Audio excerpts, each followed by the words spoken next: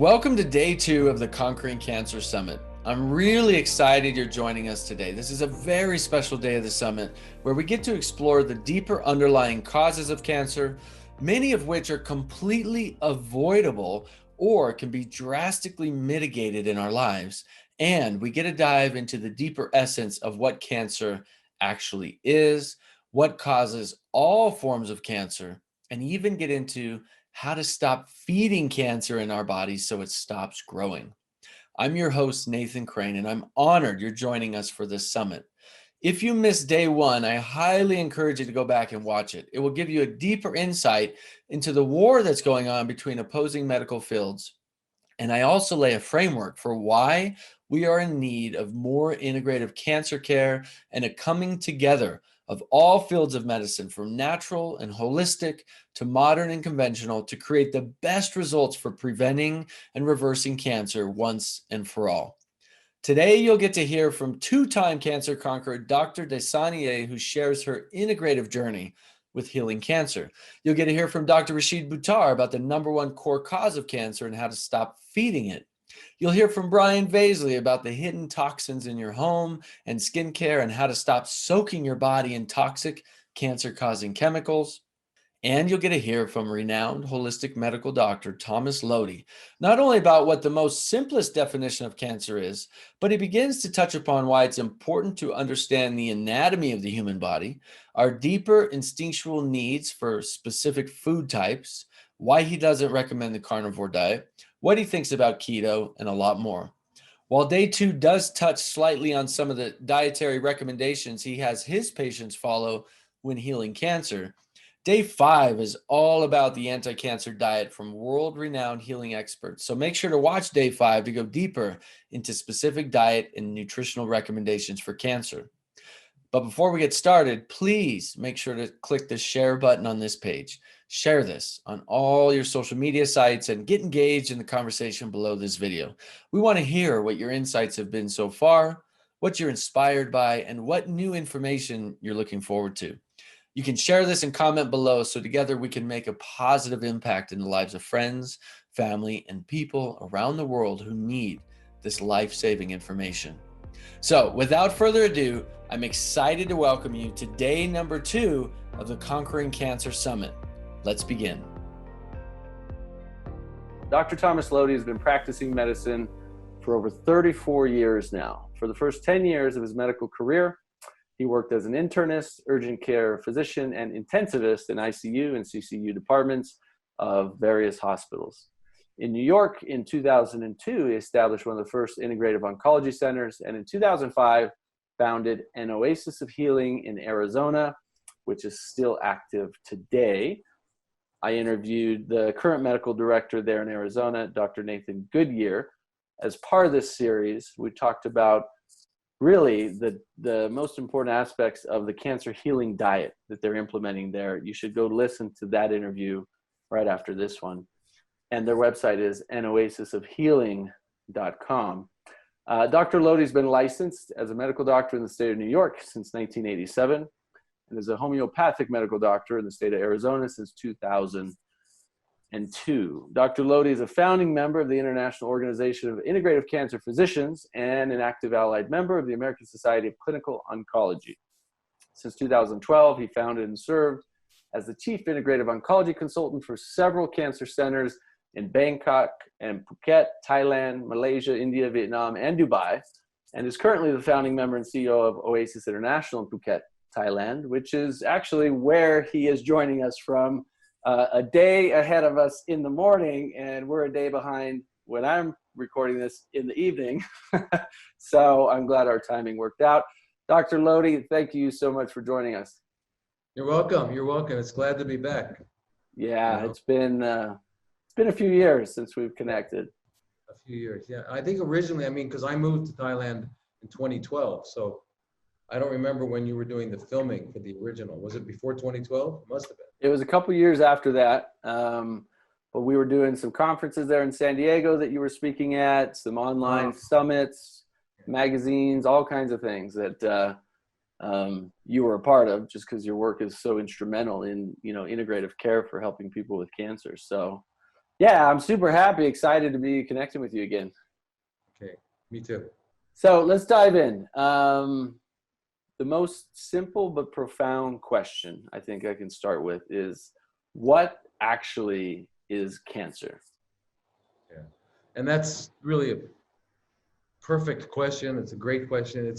And uh, and I think once people understand what it is, some of the mystery, of course, goes away. And we have to understand that a lot of fear, is just based on ignorance. We don't have it. So the knowledge shines the light on things, and you understand it. Cancer is actually a very simple, natural, uh, homeostatic, which means in biology, homeostasis is the um, processes and qualities of an organism to maintain its functional integrity in no matter what happens. Like you get pushed, you have a biomechanical homeostasis. Your leg goes out to hold you up so you don't fall. Okay, you're eating too many cheeseburgers and pizzas, and your arteries are getting clogged up. But your body knows you need to keep the flow of blood to your heart and your brain. So how do you maintain flow with clogged up arteries? You increase the pressure. So you go to the doctor. He says, "Aha, you have high blood pressure." He said, "No, no, no.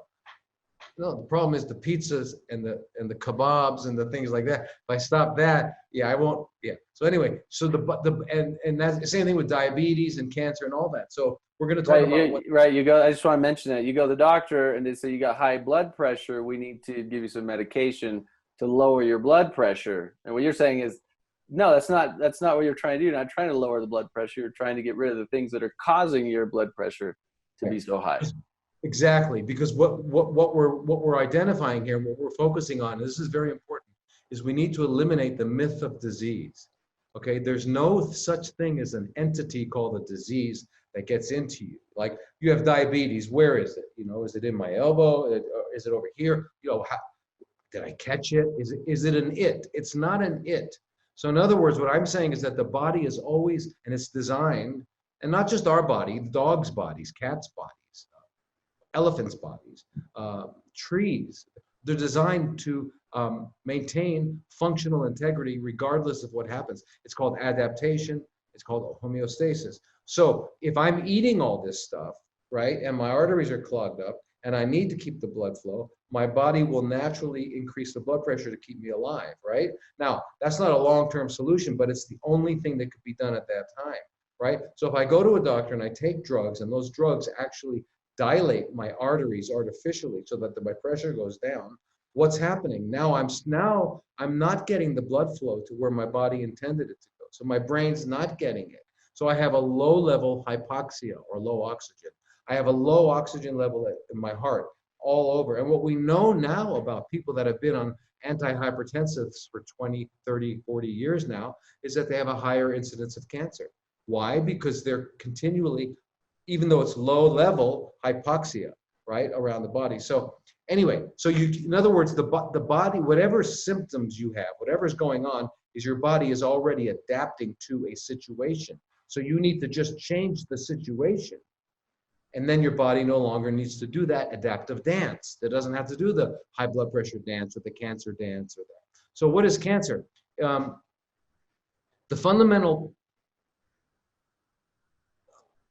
fundamental process that all cells, whether they're bacteria or elephants, need to do is produce energy.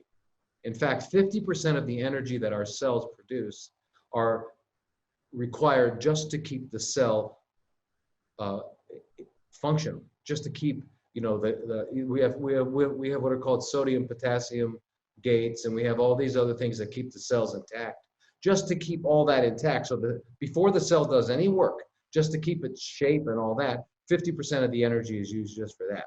Now, if the cell is going to do any work and then have to adapt to something, it's going to need more energy. Okay, so energy is the fundamental requirement, and that's why it's paramount. So in our cells, we're not like bacteria, but in our cells and all the higher organisms, there are these little organelles inside the cells called mitochondria, and they produce the energy. They grab glucose and they grab oxygen. 6 oxygens, 1 glucose, and they produce a net total of about 36 to 38 ATP. ATP is the currency of energy, okay? And you can imagine, we have hundreds, if not thousands of these little mitochondria in our cells. It depends on the organ, like the heart needs more because it's beating, right? Guess, in one day, let's say you thought you did nothing all day. You sat on the couch all day. Your heart was beating 100,000 times.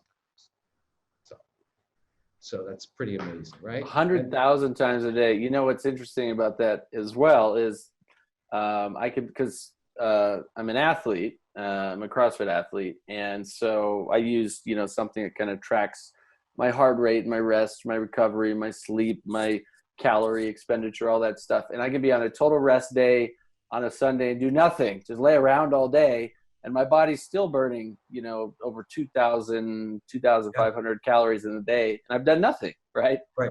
The body's expending all that energy just processing, regenerating, doing all these things that you're talking about. Well, a 10 with 36 zeros after it, okay? That's a big number, right? A 10 with 36 zeros after it. That's the number of chemical reactions that are going inside of our bodies every second. Every second.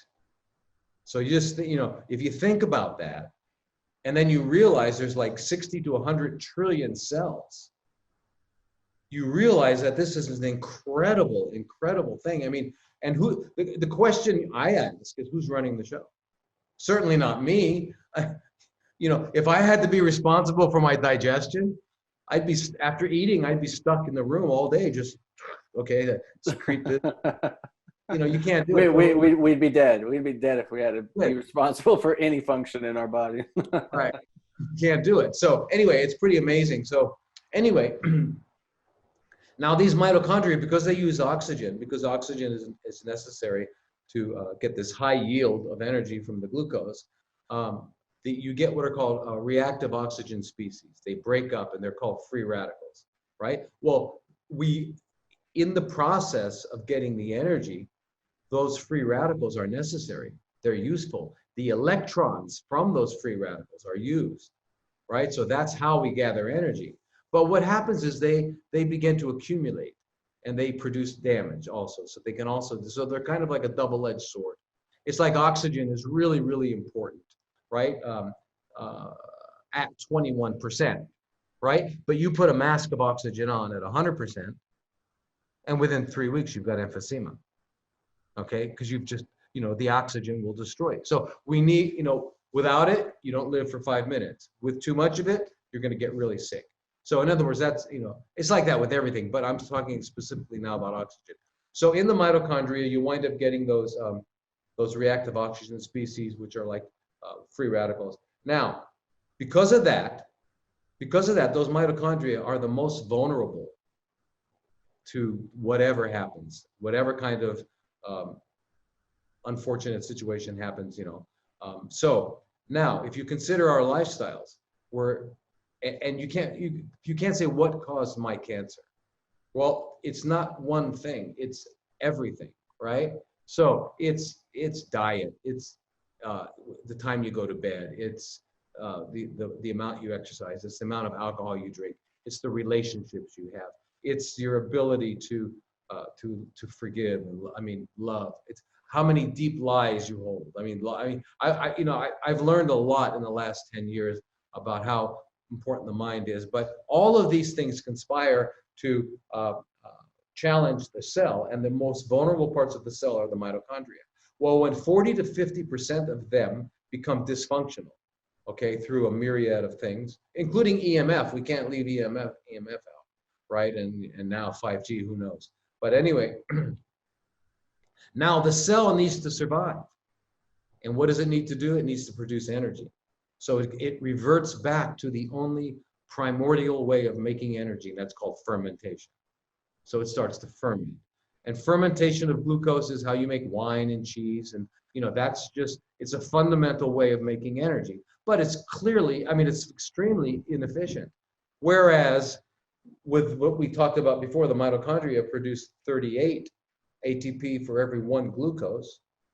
With fermentation, 1 glucose produces only 2, which means it's 19 times less efficient at energy production. So therefore, in order to survive, in order to keep this multi-trillion celled organism functioning with enough energy, right? All of those cells that get that lose their mitochondrial function and have to ferment, it signals the nucleus to now turn on and turn off genes, so you can have a new program for the cell that supports this new metabolism, this new metabolic requirement, right? We're now going to deal with, instead of a mitochondrial oxidative phosphorylation metabolism, we want to deal with a what they call fermentation. I'll just call it a fermentation metabolism. So it turns on certain things. One of the things it turns on is it upregulates the production of insulin receptors. Why? Because cancer cells need more sugar, need more glucose, right? They're 19 times less efficient, so you can't change what's inside. You can't change the mechanism, so you have to give it more fuel. So you give it more. It's like, you think of those old trains, those coal trains where the guy was shoveling the coal into the train, right? Well, the more he shoveled into the engine, the faster it would go. And that's the same kind of thing. So the cell needs to get all that. So that's what happens. It upregulates that. It upregulates this enzyme and that enzyme. It downregulates all these things. All those genetic expression changes are what we call oncogenes. So in the end, when you're sitting there and you say, aha, you have this MCAS, you have whatever it is, whatever your P53, or whatever it is, all these things are really, they're done to support fermentation. So what cancer is a chronically fermenting cell. That's it, nothing more and nothing less. The other question, I don't think I want to jump into, is that whether you have cancer in the brain or the breast or the pancreas, okay, the only difference is the first word, okay, location. The second word is cancer. Pancreatic cancer, breast cancer, brain cancer, colon cancer, okay? So I want you to understand that you don't have a different kind of cancer. There's no different kind of cancer. It's all the same. And it's the location that would make one more serious than another. I mean, serious, I mean more, has a worse reputation, like pancreatic.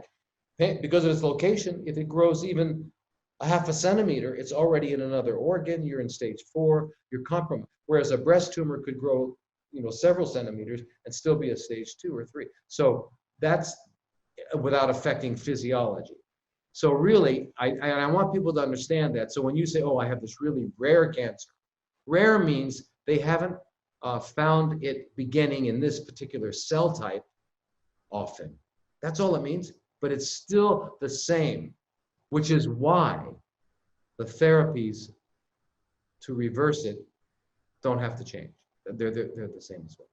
And that's true for whether it's lymphoma or it's a blood cancer or it's a tumor, bone cancer, doesn't matter. It's the exact same process. It's just one might be, a worse experience or faster or whatever than the other. Exactly. So I want to see if I got this correctly, if I followed along correctly. The fermentation process is almost like a built-in redundancy to keep us alive, right? Yep. So that's like we're not feeding our cells what they need. They're being depleted. They're being damaged through oxidative stress, through mental, physical, emotional stress, Wi-Fi. You already named a lot of the causes: diet, poor diet, too much, not enough exercise, et cetera, et cetera. The cells, the mitochondria start dysfunctioning and they go into the fermentative process basically to keep us alive. But in the fermentation process is actually what's turning those cells into cancer cells, right? But they're producing some energy to keep us alive. And so cancer is actually prolonging our life. Is that, I believe I've heard you even say that in the past. Exactly. It's an adaptive response. And let's say a tumor in the breast. If that didn't happen, if it didn't adapt, it would have become dead. It would have died. The tissue would have died, and dead tissue is called necrotic tissue. And dead tissue becomes a nest for bacteria and other microorganisms. They love it. They would go there. You would get a horrible infection, would probably get into the blood, and you would die. So I mean, it's really, you have to understand that about cancer. But that's absolutely right. I wanted it's not only that fermentative, it happens every day when you exercise. If you, let's say you sprint up to the corner, okay, and you haven't been doing this in a while. By the time you get up 3/4 of the way, your legs are starting to ache. You get up there and you're going, what happened? Well, because you're not in shape, or even if you are in shape, then it might take a little longer to get to that place. But you will get to that place where you will have exceeded your ability, your oxidative ability, and now you start to ferment. Your cells start to ferment. It's called glycolysis, right? I was there. I did that this morning. Exactly. And then the glycolysis, the end result is lactic acid, and that lactic acid is what makes your legs sore. Mm-hmm. So when you're feeling that soreness, you realize that your body is fermenting. And then you go, you blow off the carbon dioxide, which equilibrates and then you're okay. Well, with cancer, you can't do that, because even blowing off the carbon dioxide, you don't have the mitochondrial to begin that really efficient process again. So you're stuck in permanent. So we can look at cancer as permanent, or not permanent, but at least chronic fermentation. And by the way, it can be turned around. So if our bodies, so going back to the exercise analogy, if our bodies didn't have the ability to release that carbon dioxide and then allow our system to flush that lactic acid out, basically that would all become cancerous. Is that what you're saying? But it doesn't become cancerous because we're able to flush it out. No, because cancer we'd have to destroy the mitochondria to get cancer. Because that's the fundamental thing, yeah. But so it's like an initial fermentation process. It's not the full process. Right. It's fermenting not because it lost the mitochondria. It's just that your cells got overworked and they're not quite efficient, so they temporarily had to start fermenting. And then you have to slow down, get rid of the carbon dioxide, and now you can go back to being what you were. And now your body is just adapted, and you've increased your capacity a little bit. So the next time you do it, you can go a little bit harder, a little bit further. Exactly. Yeah. Training. Yeah. So I love how you explain that. So it's kind of posed a couple of questions that's come up. Why then are all these cancers? You say the cancer is the cancer is the cancer. It's cancer. But why are they so different in the terms of where they show up and why they show up in these different areas and these different types of cancer? Right. Well, depending on the insults or the challenges that the cells had, will determine whether or not it becomes cancer. So let's say that a woman is living a lifestyle, I've got to, from the beginning, what's the word? Acknowledge the fact there's another thing about cancer too. Sometimes we don't understand it. I have had, not all, most people, it's what's happened in their lives. But some people come to me, God, I grew up on an organic farm and I was active and all this, and everybody's surprised why I get cancer. Yeah, so a lot of times we cannot identify what happened, and that's and for the same reason, there's a small percentage of people who do all the right things, and it doesn't work. So, but those are very small. Yeah, you have to understand when I'm talking right now, I'm talking about the vast majority of people, 95% plus of the people. Okay, there's a small percentage that we just never understand it. And that's, I've found with people who I've talked to like that, sometimes if you dig really, really deep, even someone says, oh, I had a great childhood, or and you dig deep and it's like, oh, there was this huge traumatic event that they forgot to mention that's still with them subconsciously today, that has been an underlying stress for 35 or 40 years, right? So there's those things too that aren't really clear on the surface. If you dug down, and that's, if we have a chance, let's talk a little bit about the mind later. But anyway, so if a woman, let's say a woman is exposed to the normal lifestyle that we have here in the 21st century, and her hormones are not balanced, right? She's got too much estrogen, not enough progesterone. She's even got too much prolactin. She's got that kind of thing. Let's say she wears a bra all the time. She never, she doesn't, she doesn't take it off except for when she sleeps, right?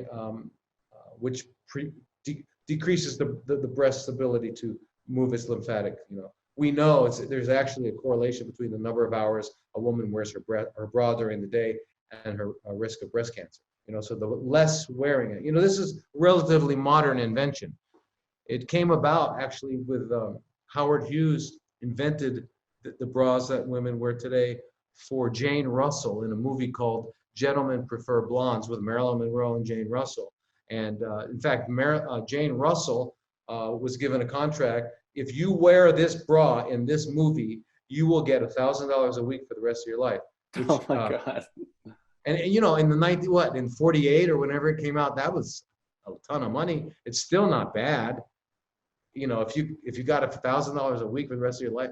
But anyway, that's where this bra came, and this bra actually decreases a woman's her breast, because normally in a healthy natural setting, as a woman walked, her breasts would bounce, and as they bounced, they would, the lymphatic system would circulate and all that. It's natural, right? It reminds me of the Hawaiians. Back when the white man first came to Hawaii, they weren't wearing bras, right? And they were surfing, and they were healthy and large. And we said, no, you got to wear bras. It's terrible. Because you know why? In Hawaii, they didn't think of the bra as the breasts as sexual objects.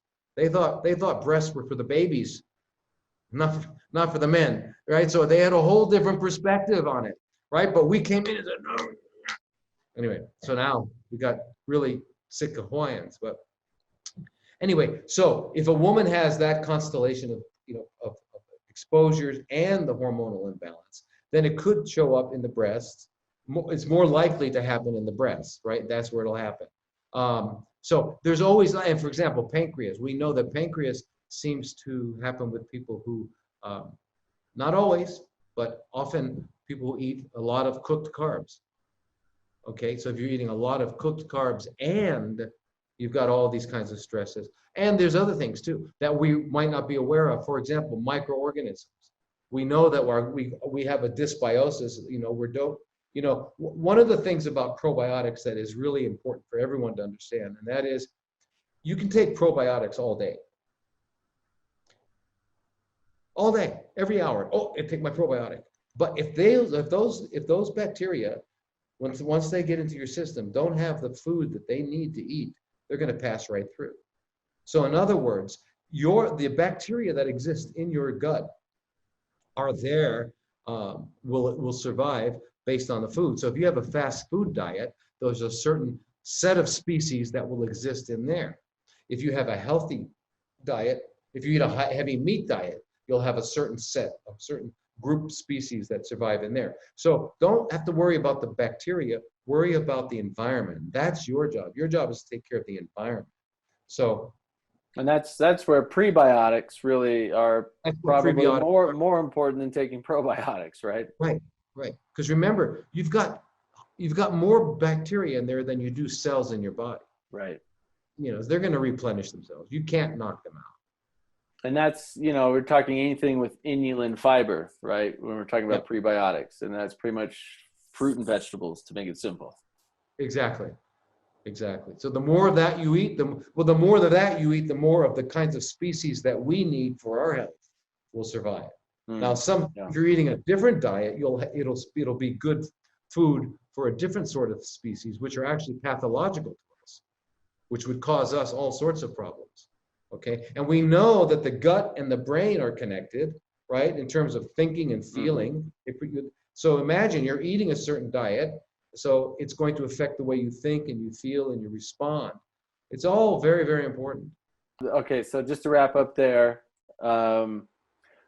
the reason these cancers are going to show up in different parts of the body is, and we're still learning some of those things. But like you said, hormones out of balance, more often than not, it's going to be in the breast. If it's, a lot of good carbs, could be pancreas. If different reasons are causing it to show up in different places. A lot of meat is colon.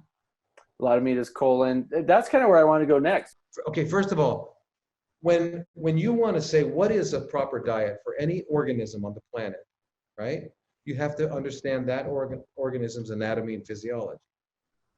Okay, so you got an elephant, right? With its anatomy and physiology, will tell you exactly what it should eat. You've got an anteater with the long nose and the long tongue, right? And you know what it's going to eat. A tiger. Anyway, our bodies, our anatomy and physiology. The reason we have to debate about this is because we were forbidden by our parents to be instinctual. We were not allowed to follow our instincts. Yeah. Our parents insisted, and then we insist our children to be culturally appropriate. So all of our responses are cultural. We've been enculturated, so we don't know what would be our natural diet.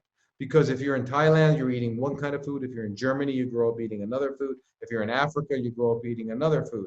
And then each country thinks that their food is the best and the only one that people should eat. And it becomes your appetites. It's what you crave, and it's your emotional thing. So, but that's what happens with food. But anyway, our anatomy and physiology is such that if we look at gorillas, if we look at chimpanzees, these are our cousins.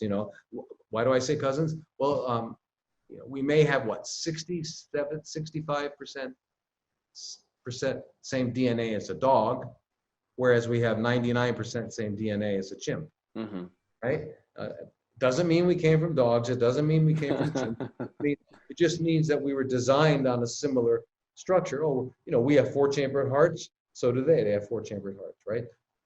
The heart, lung apparatus, the whole thing, the kidneys. That's a good system, Why would God have to make several systems? One good system. So anyway, so our cousins aren't enculturated, so they eat out of instinct, all right? And think about it. Let's say you had a 14-month-old child. Or you had one from every country, one from Ethiopia, one from Afghanistan, one from Kansas, one from Australia, all over China, and you put them each individually in this little playpen with an apple and a rabbit. Okay, none of them are going to eat the rabbit.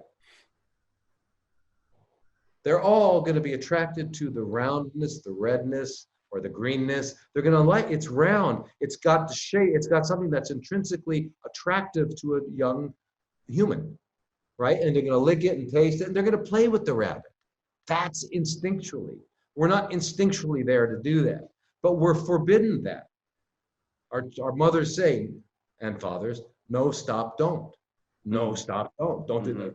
So by the time we're 3, our appetites are formed. So you know this, you're a father, you can tell a 2-year-old what to eat, you cannot tell a 4-year-old what to eat. Okay, so by 3, appetites are formed, right? And that's the tragedy. And you have until 3 to get it right with your kids, okay? If not, you're gonna spend the rest of your time trying to fix it with them. It's a really good point you brought up, because my dogs, who I have allowed them to eat instinctually, right? If I put a rabbit in front of them, they will kill the rabbit and they'll eat it. Raw, bones, skin, everything. When we're out running, they will hunt rabbit. I never taught them to hunt. I didn't teach them nothing. I gave them, meat, raw meat from time to time, and never stopped them from trying to catch a rabbit when we're out running. And they'll catch it, they'll kill it, and they will eat it. All of it. They'll pop the intestines open and the stomach filled with crap and that smells horrible. And they'll eat all of it, and they love it, and that's a true omnivore, right? Now, if we were true omnivores, like you're saying, like if we were meant to eat, quite a bit of meat and maybe some plants, I think we would crave that raw meat, the bone, all of it, just like my dogs do. But exactly. Well, you're exactly right. Dogs, all omnivores have to be capable of killing an animal, because by the fact that they're an omnivore. So what does that mean? Well, that means that for mammals, they pretty much need to have a snout. Okay, so what are the famous omnivores that we know of? Dogs, rats, and who's the big guy? The bear. I mean, you know that the bear is like 80-90% vegetarian, right? This big, massive thing, but it's got the snout and it's got the claws. It's designed so when it needs to kill, it will. So dogs are scavengers. You know, they're omnivore scavengers. You can actually, if you got a 12-year-old dog and it's kind of losing its energy, you can change it, switch it to a vegetarian diet, and you'll get another 4 years out of it, because they'll live longer, because they'll be getting less garbage. I've done that a few times with dogs. Oh, now that's just not feeding them the dead dry dog food. You're giving them fresh food, plant, vegetarian. What about putting them on a raw meat diet with some right. plant? Now that's what I've seen now, is that's the best. You put them on a raw meat diet, especially from early on, and they'll live long. We have to, anyway. So just like it works for them, it works for us as well. Yeah. But anyway, so we can get, first of all, if we were carnivores, if we were omnivores, then we should, like you pointed out, should be attracted to, I mean, we should see a cow walking in the pasture and go, no, we don't do that. We're not excited by that. We're excited by the steak. It's been removed, it's cooked, it's got a smell, it has sauces on it. We're not excited by a piece of bloody flesh.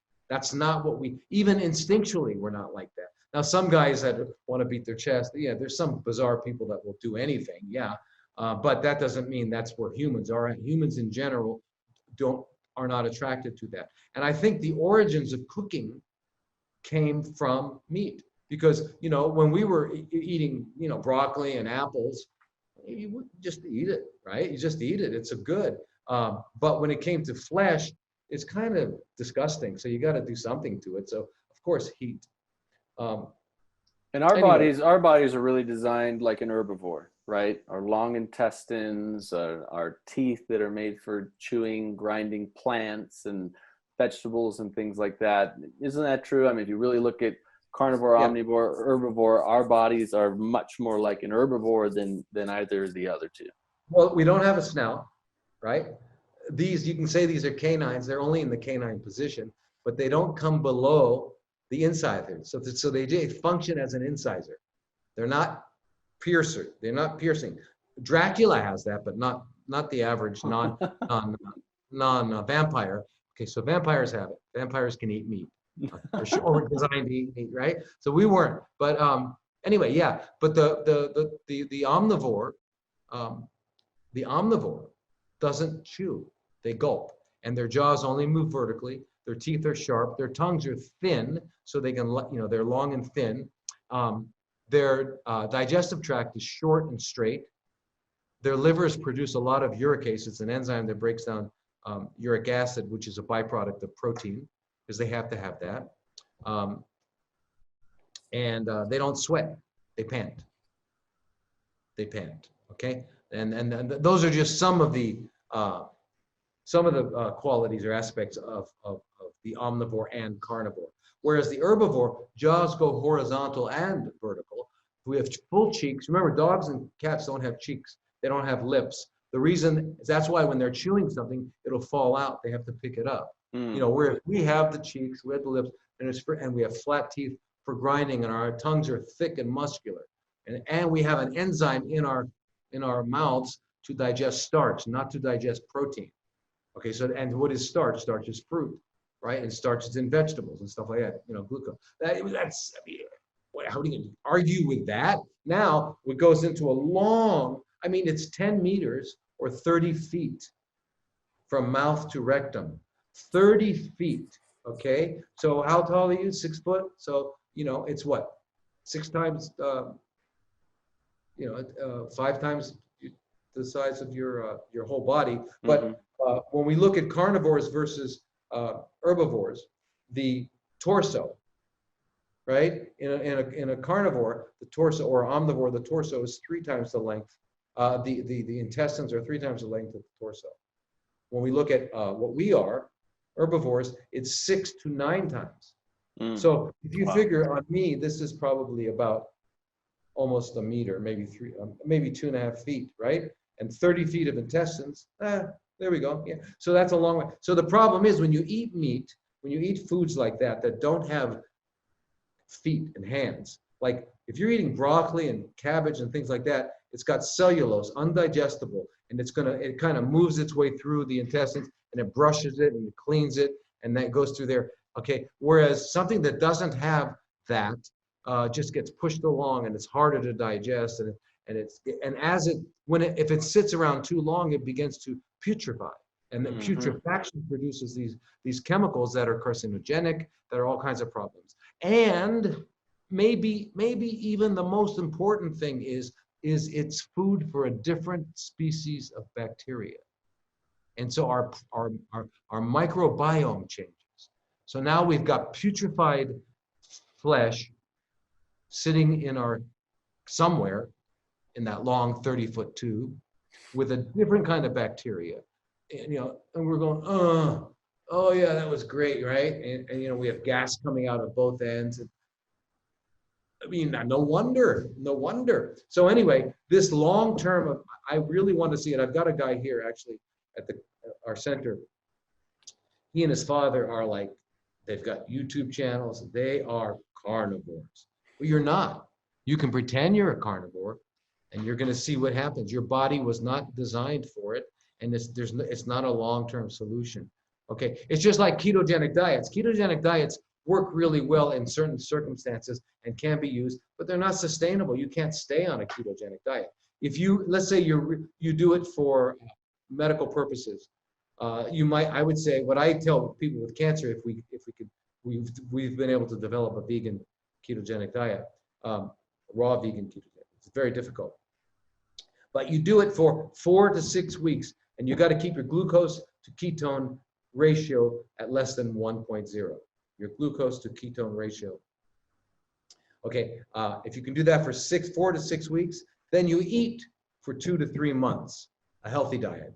Then you do it again for 4 to 6 weeks. Then you eat a healthy diet. It's not a sustainable thing, because in order to be keto, in order to produce enough ketones, you have to have an excess of these nutrients and not enough of these nutrients. So it's not it won't work. So really, our diet is a variety. Yeah, plant-based diet, variety, vegetables, fruits, nuts, seeds, legumes, herbs, all of it, right? Berries.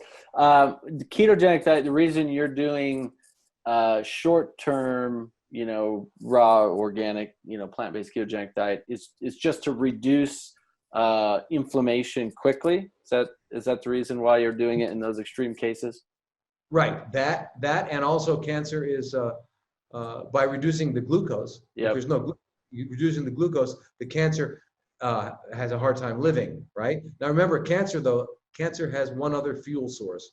It's called glutamine, which is an amino acid. So it can switch to glutamine, and that's the problem. And that's what you see. In fact, there are some cancers that don't show up by PET scan. PET scan is where they inject the radioactive glucose. So there are some cancers like that, and those are mostly glutamine, right? So we have to, and what's the only diet in the world that eliminates glutamine and glucose? It's called H2O, water. Water fasting.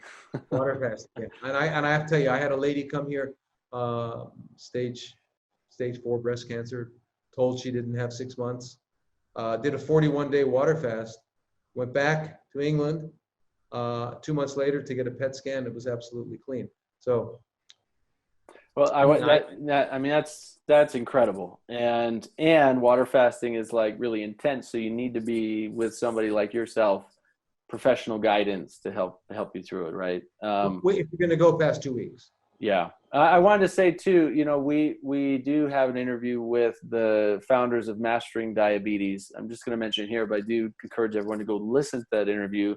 one of the things that all the research shows and what they talk about is that, and the reason why, one of the reasons I think, as you're saying, ketogenic diet is not sustainable is because that's the exact diet you would do if you want to create diabetes in the body, right? If you high fat is one of the fastest ways, a high fat diet is one of the fastest ways to actually make your body diabetic. So, these people that are just promoting ketogenic diet, like as the life source, the best, healthiest diet on the planet, actually all the research is saying the opposite. Like you're saying, it can be good for short term for some of these, chronic health conditions, right. for short periods of time, but not sustainable. It's got some really important therapeutic uses, like for fasting too. Just real quickly is that all nature was fasting is built into it. No animal in nature eats every day. They might eat one day or 2 days, and then they run out of food for a week. So now that is intermittent fasting. I want to really correct the term. People keep saying that if you eat once a day, you're intermittent fasting. That's not. Intermittent fasting is a fast is when you have not eaten for 24 hours. Okay, if you're eating once a day, it means you're eating healthy. If you're eating twice a day, it means you're eating healthy. So what I tell my people is, since insulin and glucose, or the dynamic between insulin and glucose, are very fundamental to pathology, whether it's heart disease, liver disease, or cancer. Remember, we talked about insulin and glucose and cancer. You've got to get to be healthy, you should have a fasting insulin of 3 or less. A fasting insulin of 3 or less. Most Americans are 12 to 18, some go up to 25, right?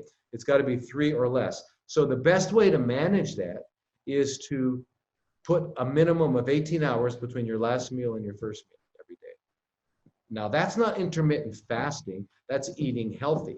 So you stop eating at 6 p.m., you eat again at noon, then you eat again at 5 p.m., done at 6, and you've done it. You've got all your nutrition, but you have 18 hours where your body is able to clean up, because when you're not eating, your body's cleaning, and your insulin requirements go down, because remember, cancer needs insulin to push the glucose in. So all of that is very, very, very, very important.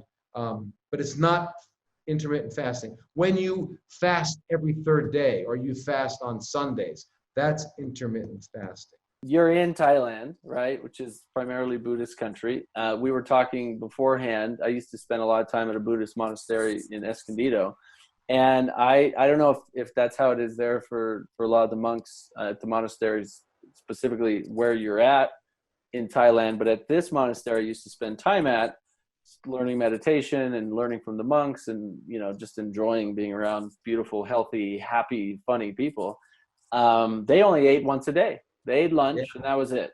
And it wasn't based on some scientific research that it's good for you to only eat once a day. It was like they knew for however many hundreds or thousands of years that one of the healthiest ways to be, and also, detached from having, there's also the philosophical side to it and so forth. But somehow intuitively they knew, like, yeah, eat once a day. I haven't been able to do that yet, but they certainly were very successful at it. I find that fascinating. Science is great, helps us understand things more clearly. But if you look at our ancestors for thousands of years, a lot of the wise people, they've figured out a lot of this stuff on their own without our modern scientific tools, right? Yeah. And if you're eating food that hasn't been processed, it still has all of its nutrients. It's nutrient dense. And if it's the proper diet for your particular species, which is human, so you have a nutrient dense meal, you've done it. You've taken care of your nutritional needs, which is the purpose of eating. The purpose of eating is not to pleasure the tongue, although that's a nice side benefit. But the real goal is to keep your nutrients coming in for energy and for structure. That's what we need. So if you can do that once a day and you have all that time, I was up in Myanmar, Burma, when they had a flood, and I was up there helping them. And I was up in the mountains, and I went to a monastery. I had to take a boat for, just boat for hours. It's amazing, beautiful, incredible. Anyway, these monks, everybody on the monastery was monks, right? The whole place. So when you, anyway, people over there don't wear shoes. They don't have devices. They're not at all, you know, it's not this century. They eat the food that grows around there, and they eat once a day. So I was there examining the whole village, right, to see how everybody's health was. And here I am examining these 70, 80-year-old men, monks, and they had the bodies of 30-year-olds. Wow. They were amazing. They had no fat. Their bodies were, you know, they were tight. Their muscles, you could, you know, they had a definition. You know, they weren't like bulky, but they had definition. Their heart rates were, I mean, it was amazing. And it's because they eat once a day. And they eat, and the other, you know, the other secret about eating is if you're under 30, you have to stop eating 3 hours before sleep. Under 40, 4 hours. Under 50 and above, 5 hours before sleep. Okay, because that's the reason for that, and we can do another whole talk on it.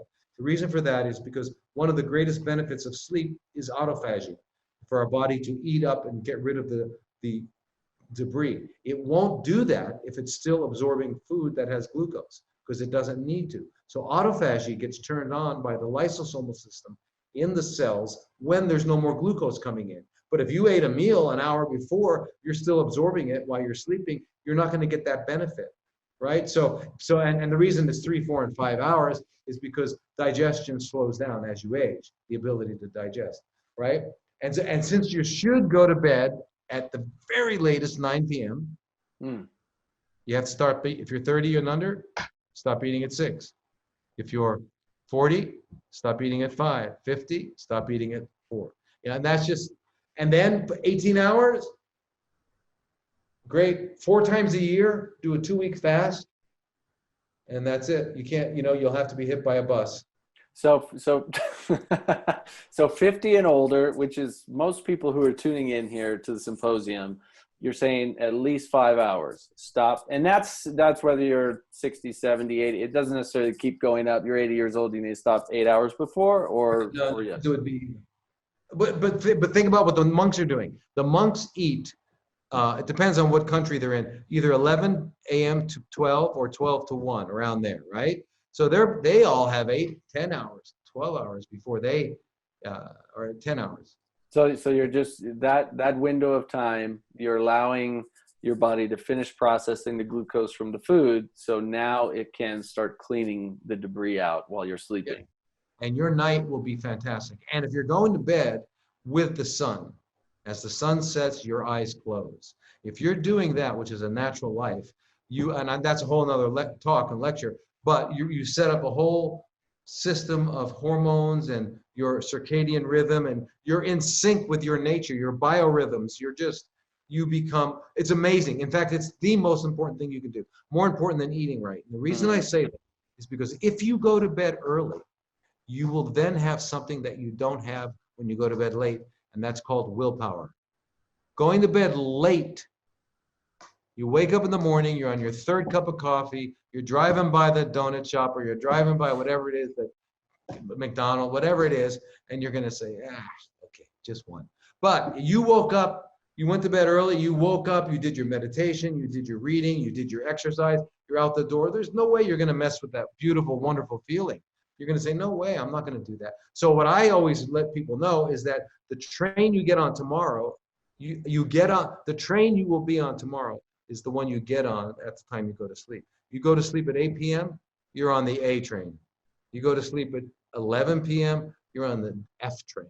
And it's because you're not going to get restorative sleep. You're not going to restore your body, right? You're going to get a lot of dreams, so you won't be crazy, but you're not going to get restorative sleep. That deep sleep that you need. You have a 20% plus of deep sleep at night, which is beyond REM sleep. A lot of people think REM sleep is the most important. It's not the most important. It's that deep restorative sleep. Right. 2 cycles. There's 2 cycles. Before our set point, which is around 1 a.m., before that set point, we have 90-minute cycles. The majority of the cycle is restorative and a little bit of REM. After that set point at 1 a.m. or whatever time it is for that your particular person, it's reversed. The majority is REM and a little bit of restorative sleep.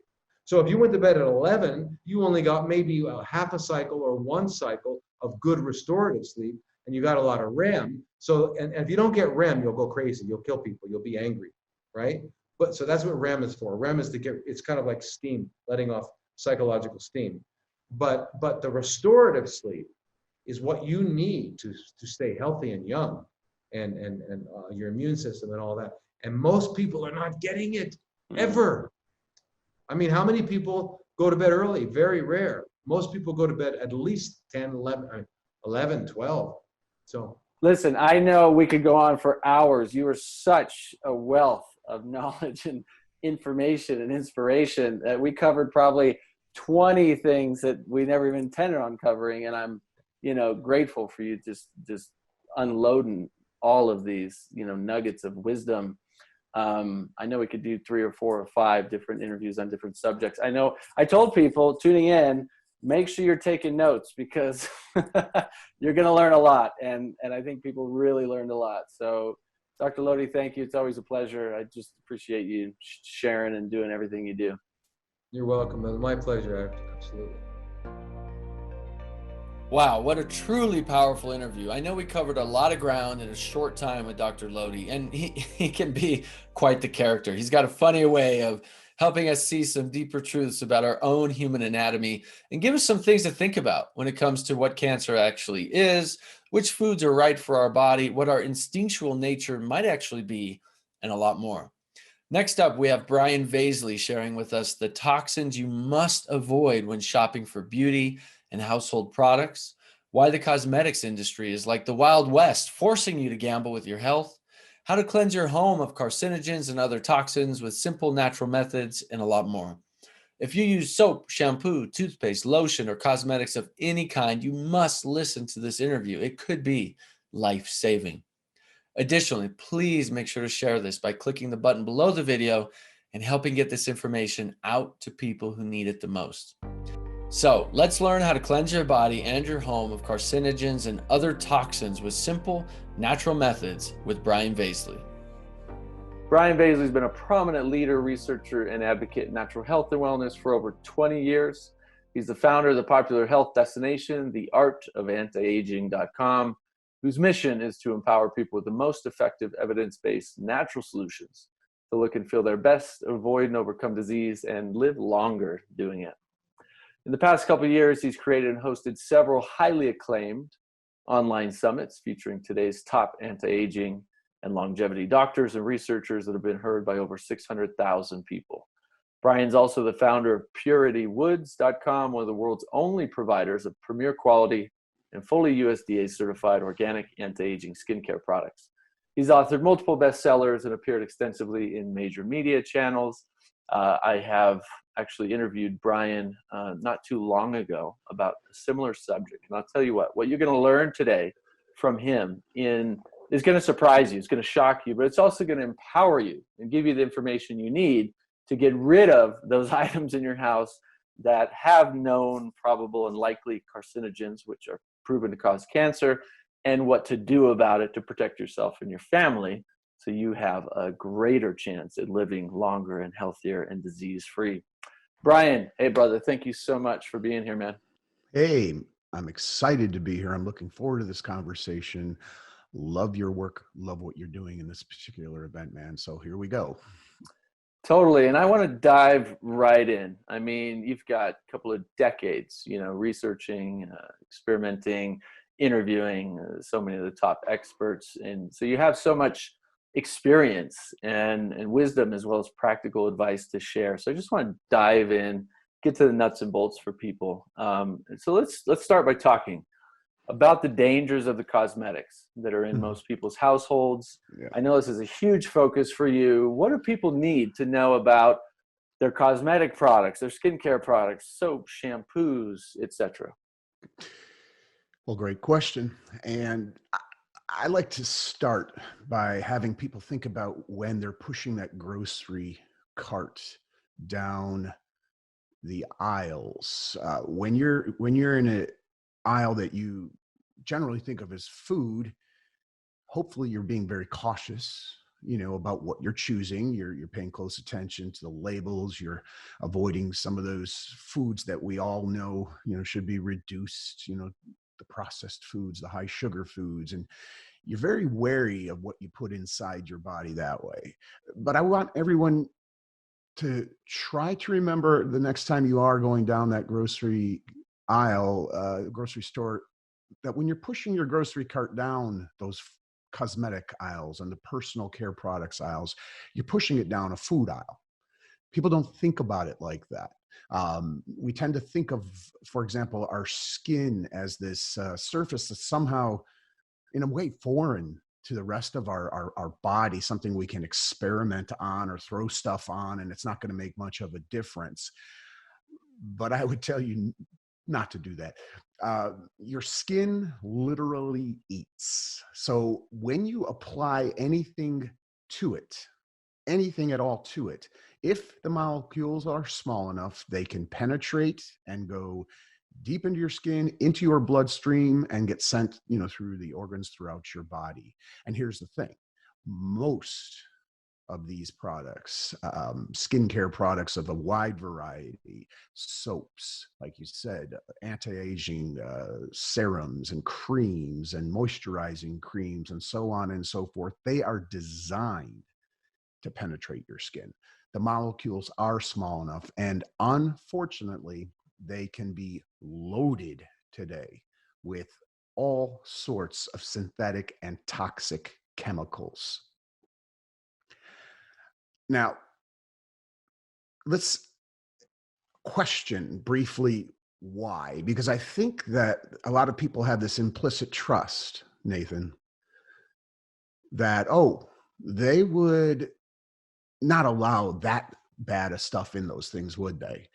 The same way I think we had that impression, with food years ago, and then we learned better. Well, here's the thing. The cosmetic industry, the personal care products industry, is the most unregulated industry in the United States, major industry.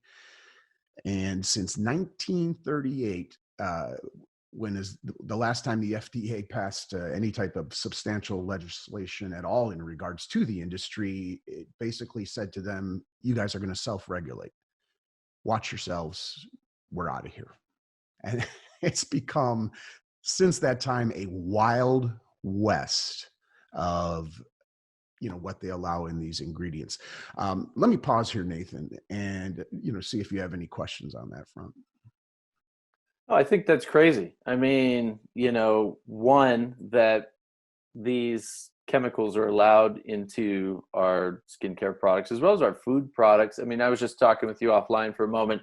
I'm writing my next book right now about cancer and doing tons and tons of research. Not that I've already done tons and tons of research in the last 8 years specifically on cancer, but I'm doing even more now and backing it all up with scientific data, hundreds of peer-reviewed studies that I'm linking to in the book. And I just did a whole section on carcinogens. And the known probable, so there's 3 kinds of carcinogens, right? Known, meaning we know for a fact, we have proven these cause cancer. The probable, most likely, absolutely, these are going to cause cancer. And then the reasonable, believed to be cancer causing. So pretty much in these 3 groups, there are hundreds of carcinogens that are, most of them are man-made in factories and laboratories, and many of them you find in your food products and in your skincare products and in your soaps and your shampoos and these things that we know cause cancer, and yet they're allowed in these products. It blows my mind, but the problem is most people, as you said, don't realize what you're putting on your skin actually penetrates right into your body, goes into your bloodstream, into your organs. Sometimes that can even be worse than eating the carcinogen, right? Eating the food with the toxin, because it's going straight through the bloodstream. And so, yeah, what are some other things people need to know about this? And what are some things people need to look out for? Right. Well, you explained it quite well. And, let's expand a little bit on what you mentioned. I point out that it's actually more dangerous than eating toxins, because when you put food that may contain some type of toxin into your body, it has a fighting chance of eliminating it, because it goes through a series of filters inside your body, the liver, being the most renowned and main filter that's trying to bump it out. Now, when you're applying creams and serums and deodorants and so forth directly to your skin, as we have noted well, your skin is literally eating these chemicals, and it has no such filter in place. There is no liver in place. And so indeed, it does go right into the bloodstream and spread, like we said, around the body. Now, here's what the big cosmetic and personal care products industry would say. Yes, we know that there's 200 plus, potentially carcinogenic and indeed carcinogenic ingredients, some of which we use in our products, not to mention many more endocrine disrupting and other types of toxic ingredients. Sure, we know that, but we studied this, and it's in such minute quantities, you got nothing to worry about, because we exposed, maybe in some cases they didn't at all, but maybe we exposed rats to this once and it didn't really bother them in these proportions. Well, guess what? If I used, Nathan, deodorant one single day in my entire life, I'd be cool with that. I'd be like, all right, well, I'm only going to use this deodorant once, a year, and it's a minute amount of, of these chemicals. I could stomach that, but we don't do that. People need to remember they are feeding their body this stuff every single day, day after day after day, year after year after year, decade after decade. We're putting the deodorants under our arms in very, permeable place down there. We're putting this stuff on our face, et cetera, et cetera. And just imagine in your mind, like you said, Nathan, I would rather, in many cases, eat these chemicals through my mouth than do what we're doing, because there is no barrier. There's no liver in the way.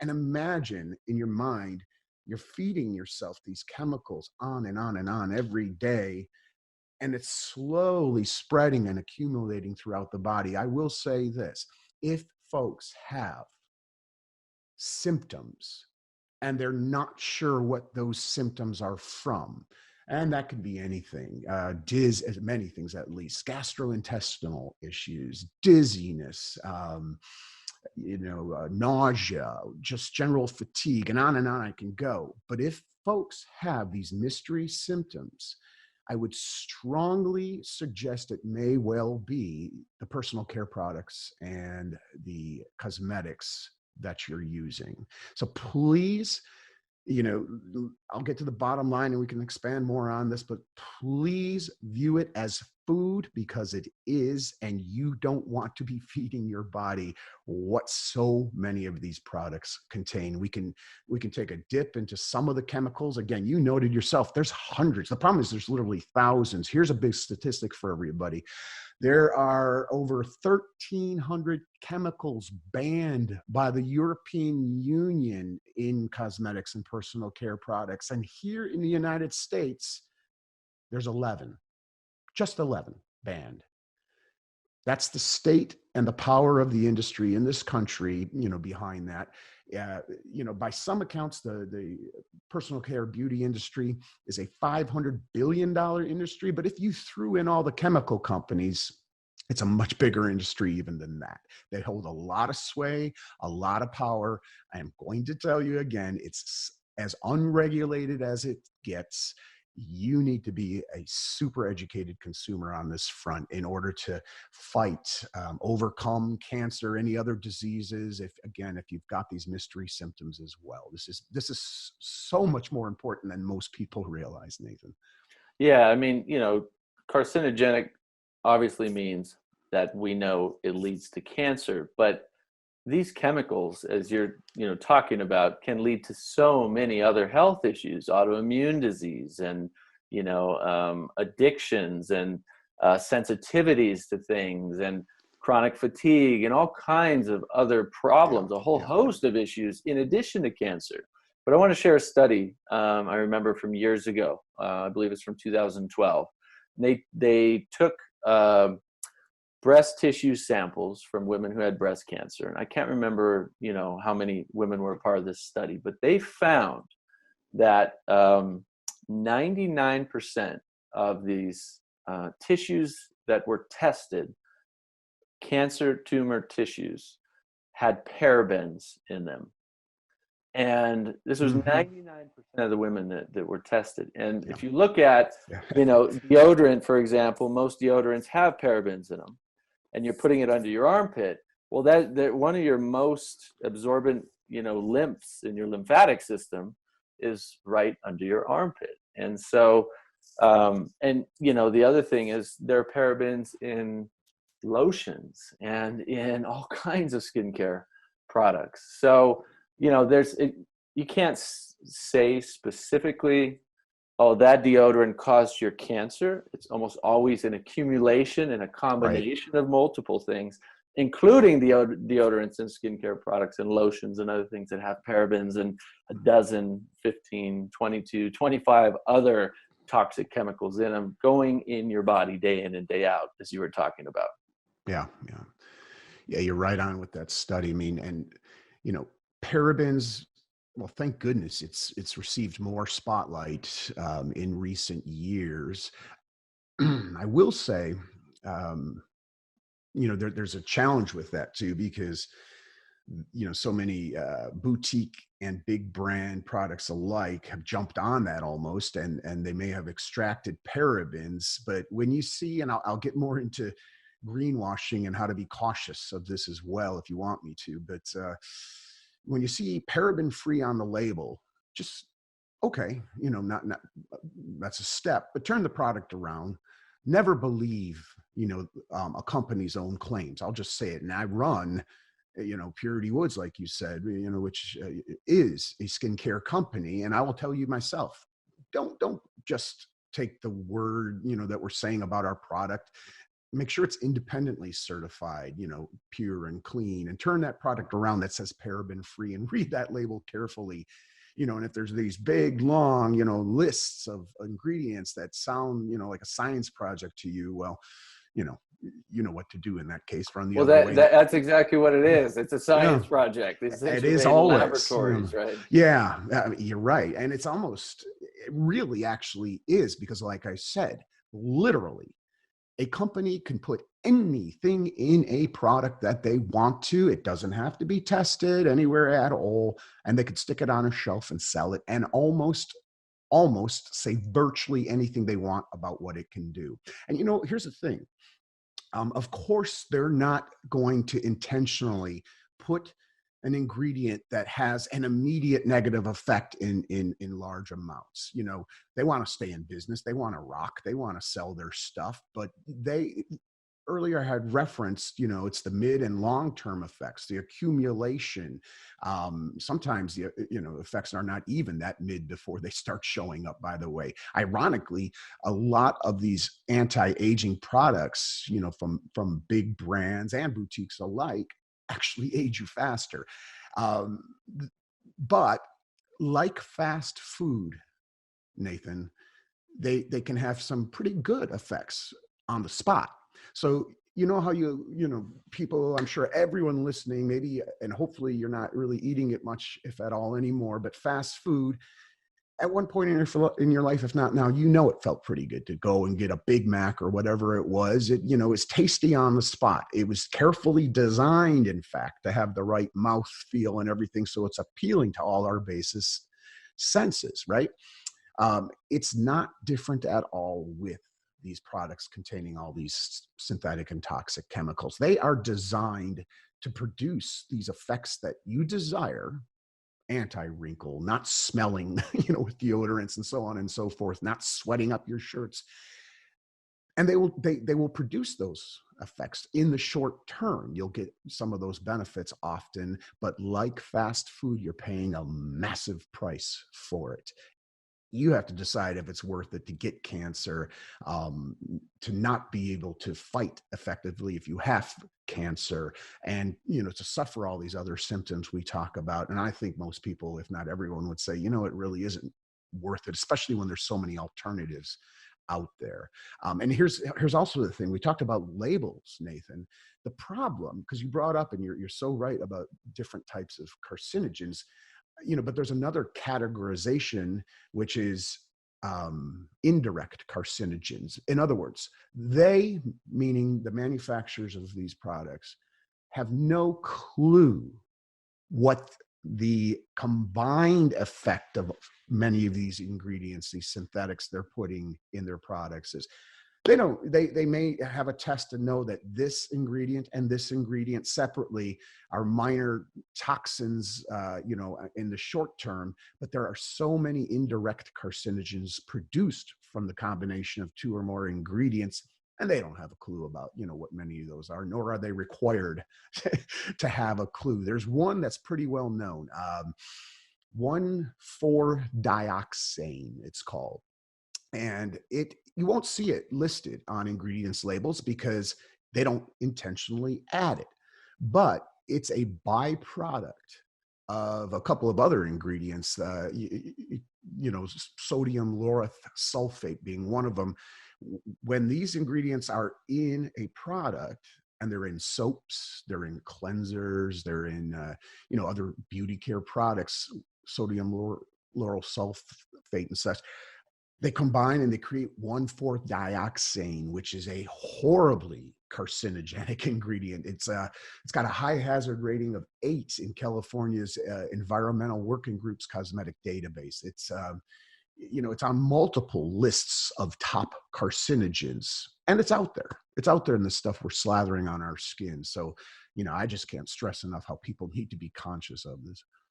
Yeah, it's scary because, and it reminds me of, looking at nature, for example. Nature has these synergistic, complementary infusions that are designed to support the body when certain ingredients are mixed together. A great example, and there's hundreds of examples of this, but a great one that a lot of people know today is a combination of turmeric and black pepper, or bioperine, or whatever. There's a lot of different names for the molecule, or people are rebranding it. Anyway, turmeric and black pepper, you mix them together, the black pepper actually increases the absorption of the benefits of the anti-inflammatory benefits and so forth from the turmeric into your bloodstream. Synergy together creates a better result for your body in nature. The problem is in laboratories, when we're mixing chemicals, and you can do these little science experiments we do with our kids where, you put a few different chemicals together and all of a sudden you get a huge explosion, like a little volcano. And that's what they're doing in these laboratories, as you're saying, is mixing all these different you can look at shampoos and soaps and skincare products and see 20 different chemicals in there, that are mixed together that, as you said, they're not studying on because they're not required to.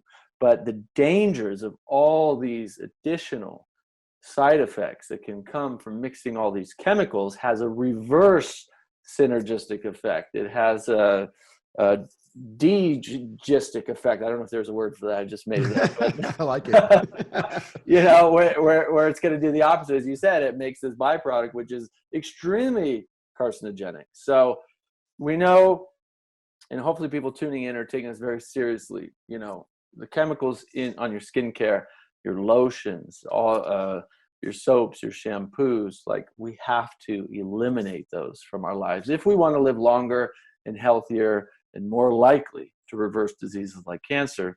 What are some other key toxins maybe we don't think about that are in the house that we need to be aware of? Well, you're going to find these and other chemicals as well in your cleansers that you use to clean your home. I hope folks by now have heard that as well. You're gonna, VOCs, volatile organic compounds. A lot of people don't necessarily think about how the furniture and the carpeting and the flooring and the cabinetry in their homes makes a big impact on your health and well-being. Goodness gracious, we're in our homes now 90% plus, of the times, or in some type of indoor environment over 90% of the time. First of all, we need to switch that statistic out and try to lower that and get outside as much as we can, but we are. inside the vast majority of time. And we are surrounded, Nathan. Not only are we slathering it on our skin every day, but we're surrounded by items where we have a choice. And I understand that we don't have unlimited funds, and we can't all make, change on every single step of the way all at once. And that's okay.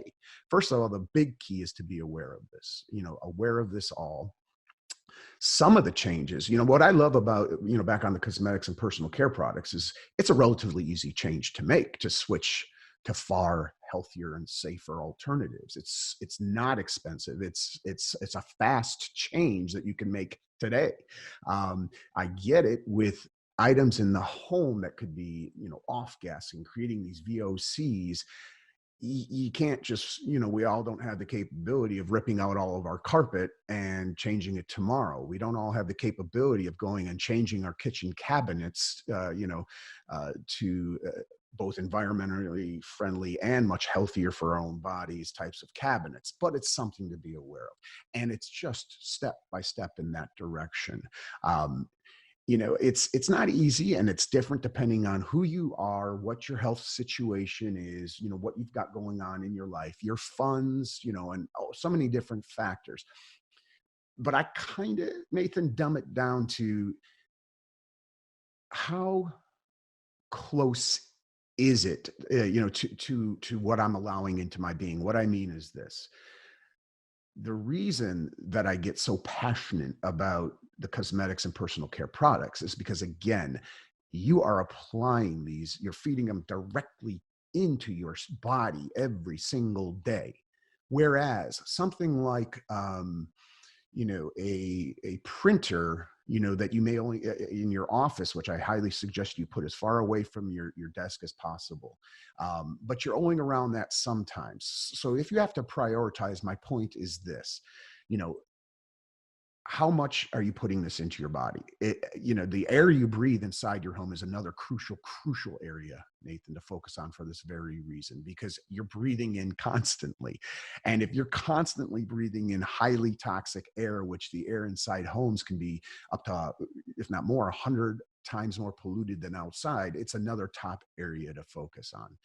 If you're only occasionally exposed to a printer, or you're only occasionally exposed to that room in the house with carpeting, it's important, but I would prioritize it a bit lower if you've got to rank things. I don't know. Does that make sense, what I'm saying? It makes perfect sense. Yeah. It's reminding me of a couple things I want to share. One is there's a series of talks and presentations we're doing as part of this symposium, all about detoxing and cleansing and fasting, getting these toxins out of your body, safe ways to do it, effective ways to do it, ways to support your healing and longevity. I want to encourage people, go listen to those interviews, those presentations after this one, because they're going to support you in getting these toxins out of your body. The second thing I want to share is about the air quality you just mentioned. So, as you said, the studies have shown inside our houses, we are exposed significantly to more toxins and are constantly breathing in these chemicals that are off-gassing from all these, chemically made products and carpets and furniture and so forth. And if you're not spending a lot of time outside breathing fresh air, or if you're in a city where that air is also very polluted, you're constantly bombarding your body with all of these toxins. And then if you're putting, toxins on your skin and in your food, et cetera, your body is just basically a toxic cesspool. So you got to get those toxins out. One of the things that my wife's been doing here in the house, we've always had plants in the house, but I recently saw a study from NASA in 1989 that to clean the air in the average home, if you put a plant, 1 to 2 plants per 100 square feet. So let's say an average house might be around 1,800 square feet. It's about 15 to 18 plants. So a few plants in each room, right? That will purify your air better than any air purifiers you can buy. So these are just plants, a little bit of soil, some water. They're going to help clean your air, which is hugely effective, very cheap and affordable. And you're getting a lot of other benefits from living plants in your home in addition to cleaning the air. One of the best ones we found is aloe vera, actually. A single aloe vera plant, I can't remember the number at the moment, but they found a single aloe vera plant can actually purify X amount times more than, I think, like 4 or 6 or 12 air purifiers in your home. A single aloe vera plant. Mm-hmm. Don't fill your house with only aloe vera plants. Have diversity, right? It's just like nature. It's all about diversity. So it's just one thing I want to share with people. It's really, really profound having these plants in your home, purifying the air, getting the toxins out of your products. And the other thing is using products that are only organically certified, that have no toxins, that have no chemicals. Speaking of, my wife's been using your Purity Woods, like age-defying Dream Cream, which, we both love the ingredients that are in it. It's all organic. It's all pure. I've only been using organic, products for, well over 10, 12 years now. Our soaps and shampoos are 100% organic. They're simple, cast out oil based, they're just essential oils and so forth. 100% organic, plant-based toothpaste, no sodium lauryl sulfate. As you were talking about greenwashing, when we were getting into this, years ago, we'd buy these natural, healthy products and then later find out they've got these hidden chemicals in them.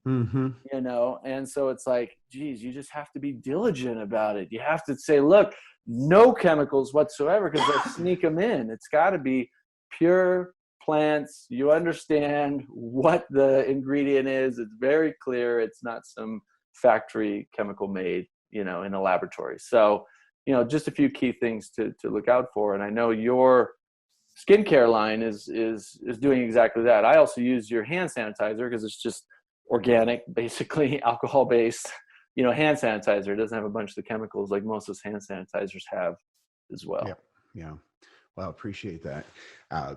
Let's talk briefly about greenwashing. I'll just say again, never believe what's on the front of a label. Never quite believe what's in a marketing copy. When you see terms like, hey, or it's organic, it's wild crafted, it's natural, it's paraben free, shut down almost to that and turn that product around and look at the ingredient label if you're there, or make sure they post what the ingredient label is if it's online clearly. If they're hiding it, if it's hard to get to, there's a reason. There's also a number of certifications that you want to watch closely for. From my experience, and I've certainly researched the heck out of this, in this country of the United States, you want to make sure, like Nathan said, it's USDA certified organic. That means it was independent of the company, and that's a key point here, strictly verified to be organic. And that doesn't just mean it doesn't have toxic ingredients in the product. That also means the source ingredients that are in the product were raised on farms organically, so no pesticides, no herbicides and such. And that's another important point. Back on the greenwashing, if they say organic, it's unregulated. That means they can have one single organic ingredient in there amidst 50, 70, whatever synthetics. They could still call it organic. They could scream it to the moon, and a lot of people will fall for it. Oh, it's organic, I got to get that. No, turn it around, or make sure it has USDA certified organic, which also includes non-GMO as part of its requirement, which is, another important point. So thanks for bringing up, Purity Woods products, the age-defying Dream Cream you mentioned. And indeed, this is a really, really powerful anti-aging cream that's USDA certified organic. Very hard to achieve that, I can tell you from experience. I won't go, too deep into what's in it, but I will point out a couple of key ingredients. Now, probably the superstar of superstars in that is red maple leaf extract and 2 other maple leaf extracts. And that might be news to a lot of people, because they probably, in most cases, never heard of that. This powerful extract coming from maple leaves. So real quick, I'll just say a 2018 study, which received a lot of fanfare, showed that there's these special compounds inside of red maple leaf extracts that blocks elastase, which is it basically causes the breakdown of elastin in skin, especially as we get older.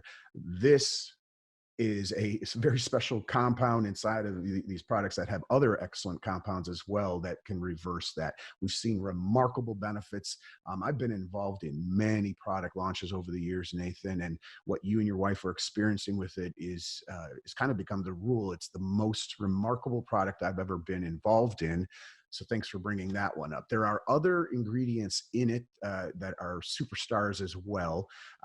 You brought up aloe leaf. So it's, it's organic aloe leaf juice is in it. And what a great plant that is, by the way. I could talk probably here for an hour about all the benefits of aloe in many different ways. You're right. It cleans the air. It's also exceptional, for your skin in any number of ways. I can go on with other ingredients. Let me jump real quick to the other one you mentioned. With all going on in the world, with the pandemic, et cetera, it is important, as we've been told, to sanitize our hands out there. But you're right.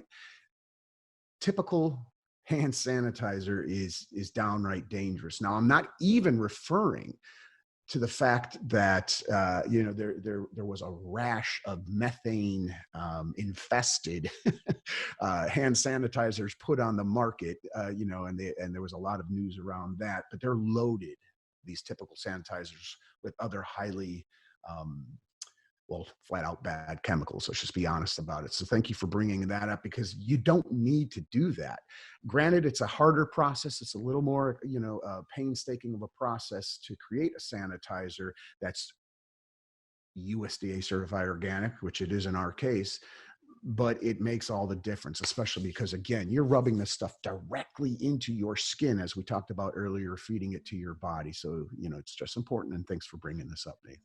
Yeah, absolutely. And I love the work you do, and the fact that you've, made this your mission to help bring these good quality, products and information to the world. I'm all about that. Support that 100%. Encourage people to, check out puritywoods.com, try those 100% organic certified products, replace all your skincare products, your shampoos, your soaps, your lotions, your deodorants with organic, just purely nature-based ingredients. Again, you have to listen to what Brian said. You can't believe what's on the front of these bottles. I mean, read the front.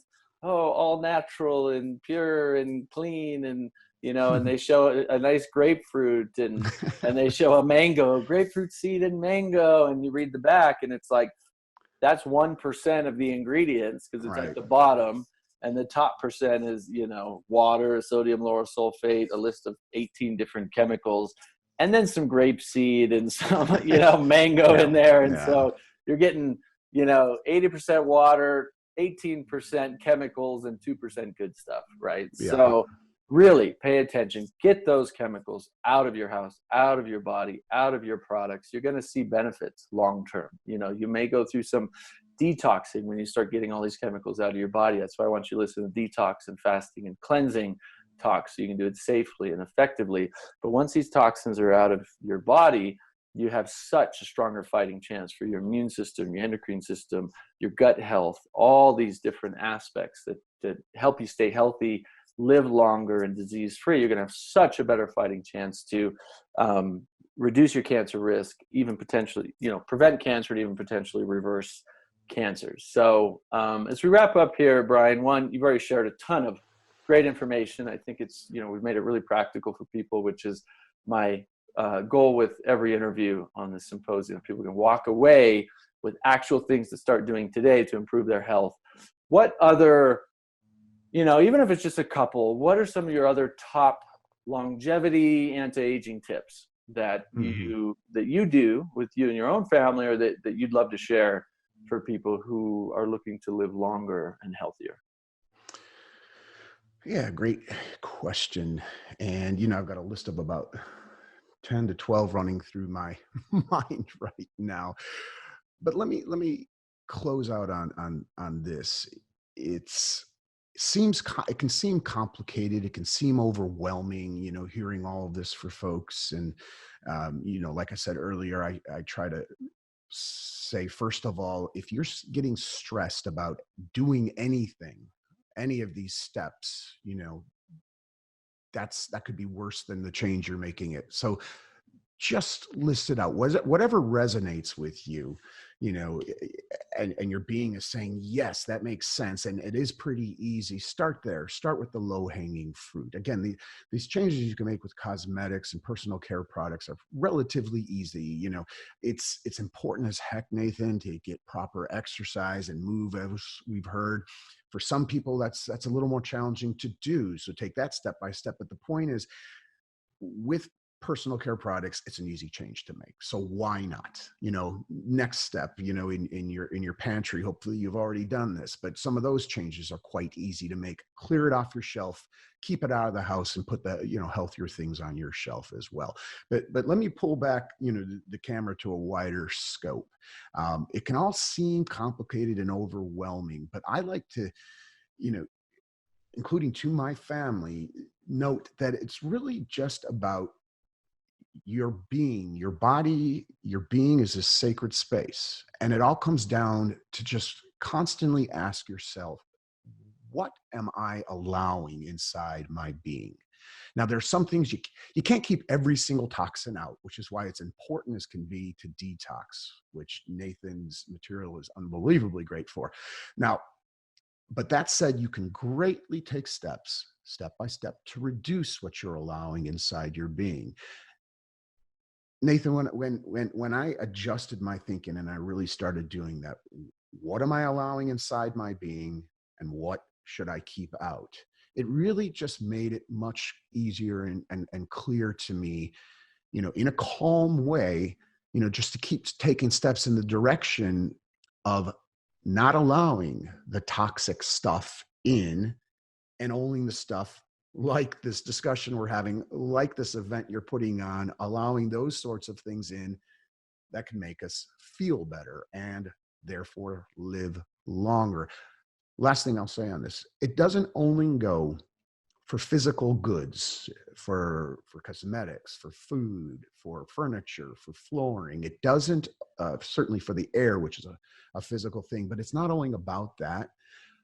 Perhaps equal, if not even superior to that, are what toxic things are you allowing inside your being that are more, I guess we'll say, ethereal in nature? Who are you around? Toxic people? Are you allowing toxic media into your head? Again, like fast food, we can tend to watch, Nathan, some programs on TV, perhaps the evening news, that feel important, that feel good to us, or these, certain TV shows that make us feel riveted, but that doesn't mean they're good for us. And in fact, they can really drag us down. And by dragging us down emotionally, they are dragging down our physical health.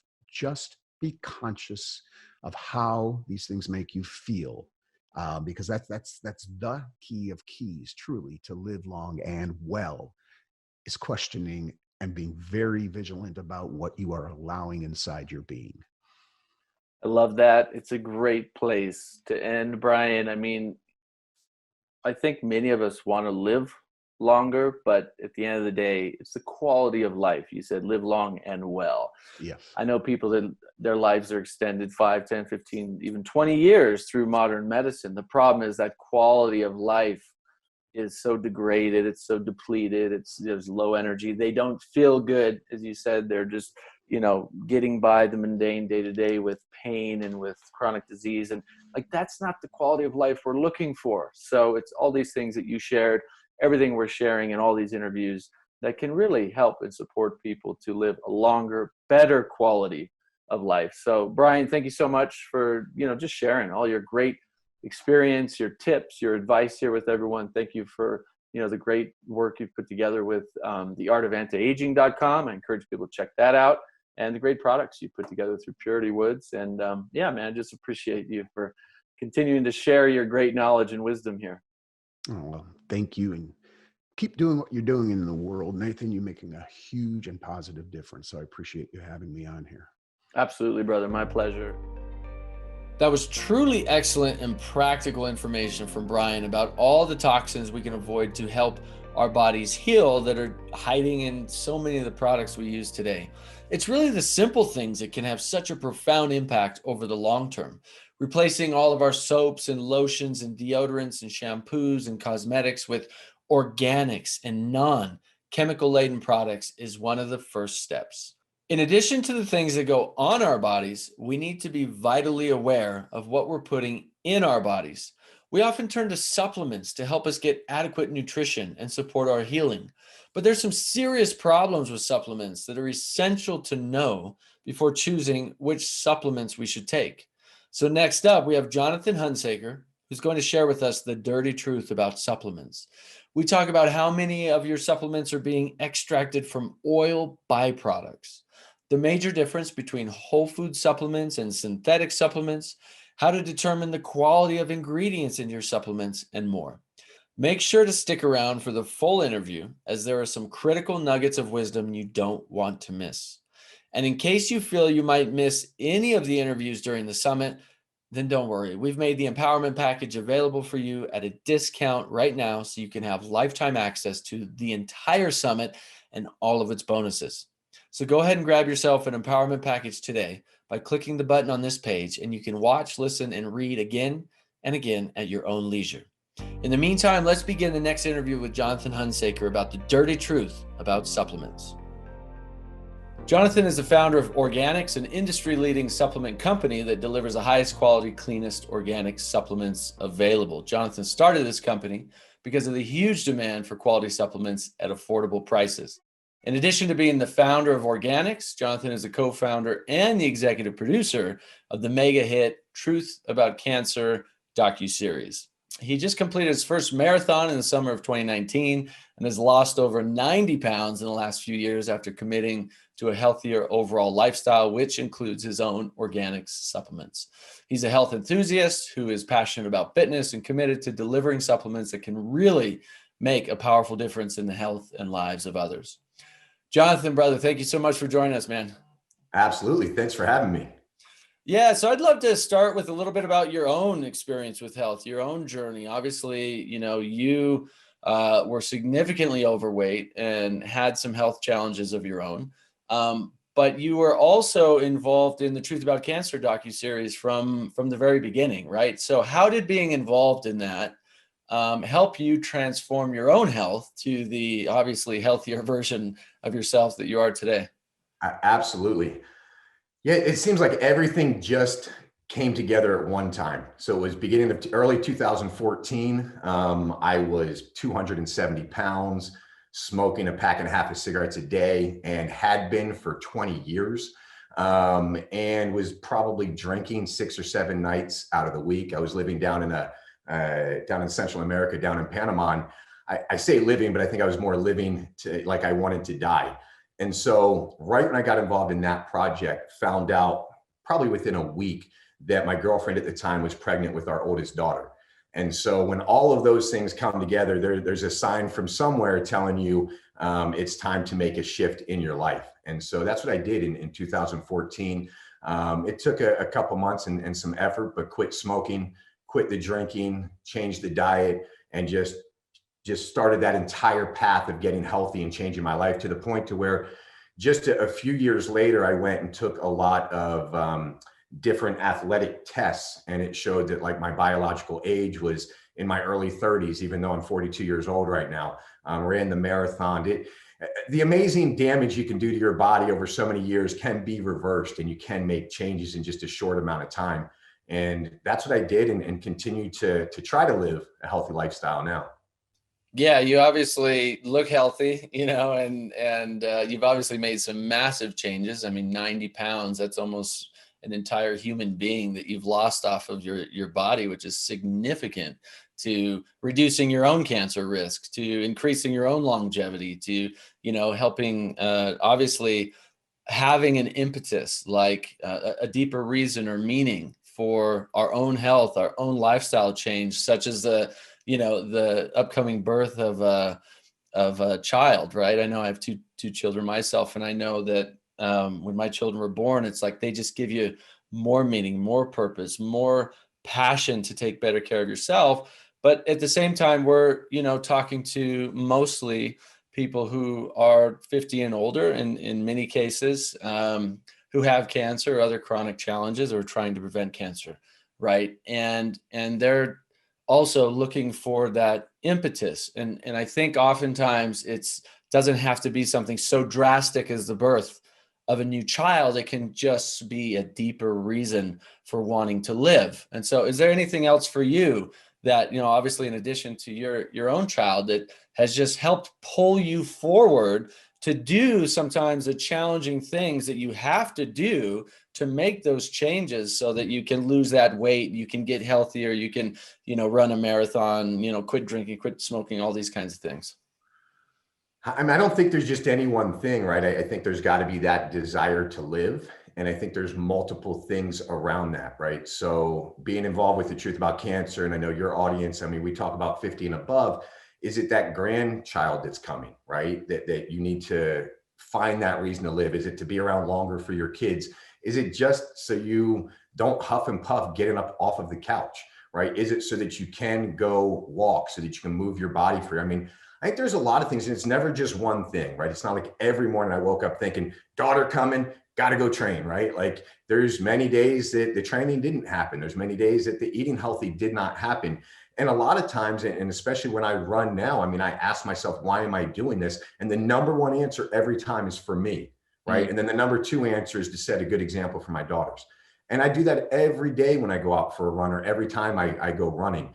So I think first and foremost, it's got to be for you. And if that can't be reason enough, then find that other reason, whether that's a child, whether that's a pet, whether that's a spouse, whether that's just to see what the world looks like in 20 years, right? Yeah, that's a great point. I mean, if you have the desire within yourself to feel better, live longer, have a better quality of life, that alone is strong enough to pull you through the hard times, through the terror, through the dark times, right? I know in my own life, very similar, addiction and chronic illness and all kinds of challenges, and grew up on vaccines and antibiotics and was sick all the time.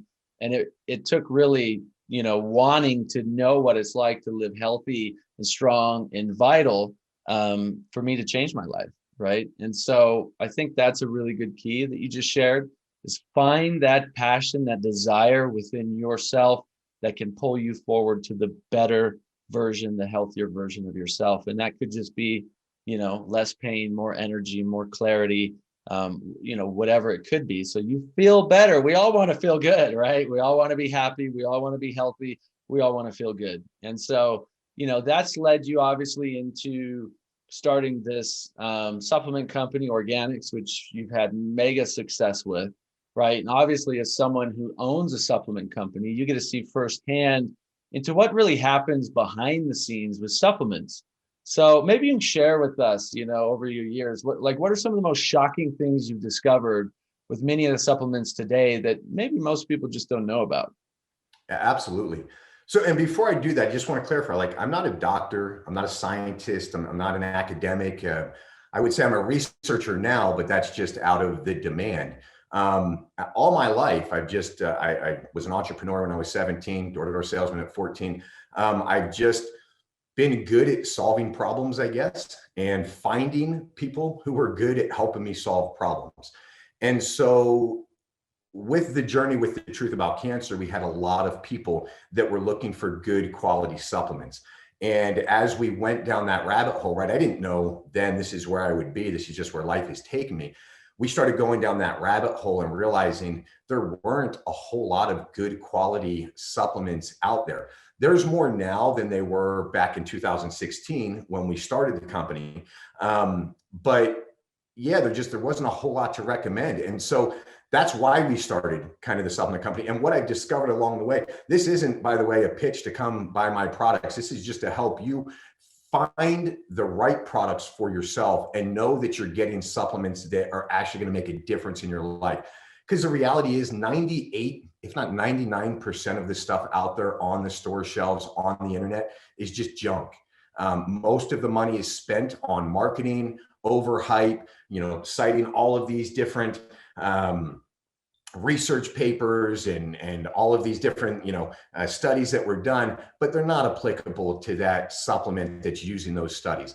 So you asked, like, what are some of the biggest things that that were surprising for me. I think the biggest thing to really understand, and a lot of your audience may already know this, is there's a big difference between a whole food supplement and a synthetic supplement. Most of your one-a-days out there, your Centrum Silvers, your, all the other one-a-days that are being sold on the store shelves out there are synthetic. And so the vitamins, the minerals, they're actually being extracted from things like oil and tar and oil byproducts, right? So they have all of this byproduct from drilling oil, and they need to do something with it. So they can extract these different vitamins and minerals out of it. And then they put it together into a vitamin that they sell to us so they can use more of the waste to sell back to us, right? So you talk about carcinogens and things out there that can cause cancer, and that's one of them, right? You're looking to get healthy, and so you're starting to take these supplements only to find out that it's a garbage supplement. It's synthetic. Your body doesn't even recognize it, right? Yes, maybe molecularly it might look the same, right? So ascorbic acid, we'll take as an example, vitamin C. Number one, you can make ascorbic acid in the lab, right? That makes it a synthetic. Molecularly, it might look the same as your ascorbic acid from an orange, right? You can say, hey, look, these are the same. A couple things that are not the same here. Number one, most of that ascorbic acid is being made in labs in China. I think last I looked, it was 95% of all of the lab-made ascorbic acid, which is a vitamin C you're buying, is made in China. So we know that the regulations there, we know that the quality there is of question. Two, it's not a whole food supplement. So you get more from a whole food vitamin C from Acerella cherries or camu camu than you will from a lab-made ascorbic acid. Why? Well, there's all kinds of things, whether that's the different enzymes, different ingredients inside of that plant that make that ascorbic acid, the vitamin C, bioavailable. It makes it so your body can actually recognize it as a food and knows how to use that ascorbic acid in the healthiest ways. So the big misconception is that synthetic is the same as whole food. No, it's just cheaper, garbage, and made in a lab. Whole food supplementation is by far what you need to look for, that it's made from whole foods. I can go down the rabbit hole of the difference of whole food supplements if you like right now, or we can kind of stop there and figure out the next question. Yeah, maybe we can go there next. I just was reminded, I was at an event a while back, and it was kind of like an event with, leaders in the natural health field. And there was a woman there. I won't mention her name. I don't want to cause any problems for her, but very, very, very well known. If I mention her name, you would know who she is. Millions and millions of followers, has been in, kind of the natural health space for a long time, many years. And she has her own supplement company, right? And she had her supplements there. She just had, her bars and powders and supplements and all kinds of things that she was just giving away to everybody at this kind of private event.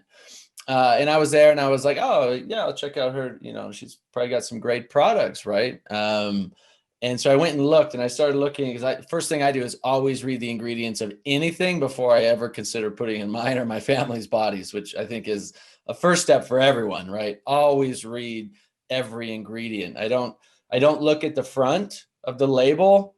I do. I look for certain keywords, but I don't depend on the front of the label. Always read the back of the label, right? So I'm reading the ingredients, and I'm like, are you serious? It's like filled with sugar, all kinds of processed junk. It had preservatives. It had all kinds of crap in it that I would never put in my body.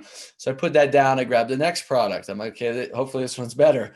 Look at this one, same thing. Look at this one, same thing. And I'm just like, here's this well-respected health person. Millions of people trust her, buying her health products. And to me, they're garbage. They're junk. I would never put them in my body. Right. And that's kind of something I think that really goes to what you said. It's like there's so much garbage and junk out there. And just because there's a so-called respected health professional promoting it does not mean that it is good for you. Listen, there's a lot of doctors for hire. I can go out there and pay a doctor and have them represent and say whatever I want them to say about my supplement, unfortunately. And that happens in this space a lot. And it's unfortunate because as a consumer, you don't know who to trust and who not to trust. And this is where actually understanding the core values of the company can matter. taking a little time and doing some research and figuring out what are some of the things that they stand for, what's some of their history, not just looking at the shiny thing that they're marketing or that they're trying to sell you. And that's just one of the challenges. Another thing that you can look at too is, I wanted to share kind of the difference between different whole food quality supplements. One way, in my opinion, that you can tell, I want to say the quality of the company, but their integrity in using quality ingredients is if they use organic or not. I think that's a big deal. I think having food that has not been sprayed with pesticides and herbicides and insecticides is important, right? I mean, we know these things are carcinogens. We know that they cause cancer. And so if a company is willing to go out of the way to not use that cheaper alternative, I feel a little bit better about that company. And I think that they're really trying to create a quality product. And so that is true when it comes to supplements, right? It is, I'm telling you right now, it is way more expensive for me to make a supplement with an organic turmeric or with organic mushrooms or with organic fill in the blank. It's probably 4 to 5 times the price. But the difference is if I'm taking a supplement that's already a high concentration of a certain nutrient or plant, botanical, whatever it is, right? Then I want to make sure that I'm not getting high concentrations of pesticides, herbicides, insecticides, right? We all know about glyphosate and Roundup, right? You don't want that on your supplements. So you have a whole food supplement. That's better than synthetic. Whole food organic is going to be even better than just a whole food supplement. And so that's something to really take into consideration. And it kind of comes back full circle in knowing the company, knowing who the creators are. Is it worth it for them to go the extra mile to deliver an organic product? Because I think the quality definitely makes a difference. There's people that can argue the nutrient density between organic and non-organic. There is no argument that pesticides, insecticides, and herbicides are good for you, right? Versus having them outside of the diet, right, is not good for you. So argue all you want all day long about the nutrient density between organic and not organic, but you can never argue with me that one has a poison and one does not, and which one is healthier. Yeah, it's a good point. I mean, as I said, when we're shopping, we always look at the front of the label first and always read the ingredients. I mean, things we're looking for on the front of the label is organic. And I know that, a lot of people say, well, I can't afford organic, or does it really matter because organic still allows some kind of, synthetic types of insecticides and different things on it. And the reality is, one, even though you might pay a little bit more for organic, for the long term of your health, the safety of your life and your health, you have to ask yourself, is it worth it? Is my life, my health, my quality of life worth it? And anybody who's sick or has been sick, the answer is always yes, right? The thing is, hopefully we don't have to wait until we get sick to answer that, but is it worth it? And it's really not, at the end of the day, for the consumer, it's not that much more expensive, right? It's maybe $20 or $30 more for a particular supplement, but what you're getting out of that is significantly more beneficial to your body, right?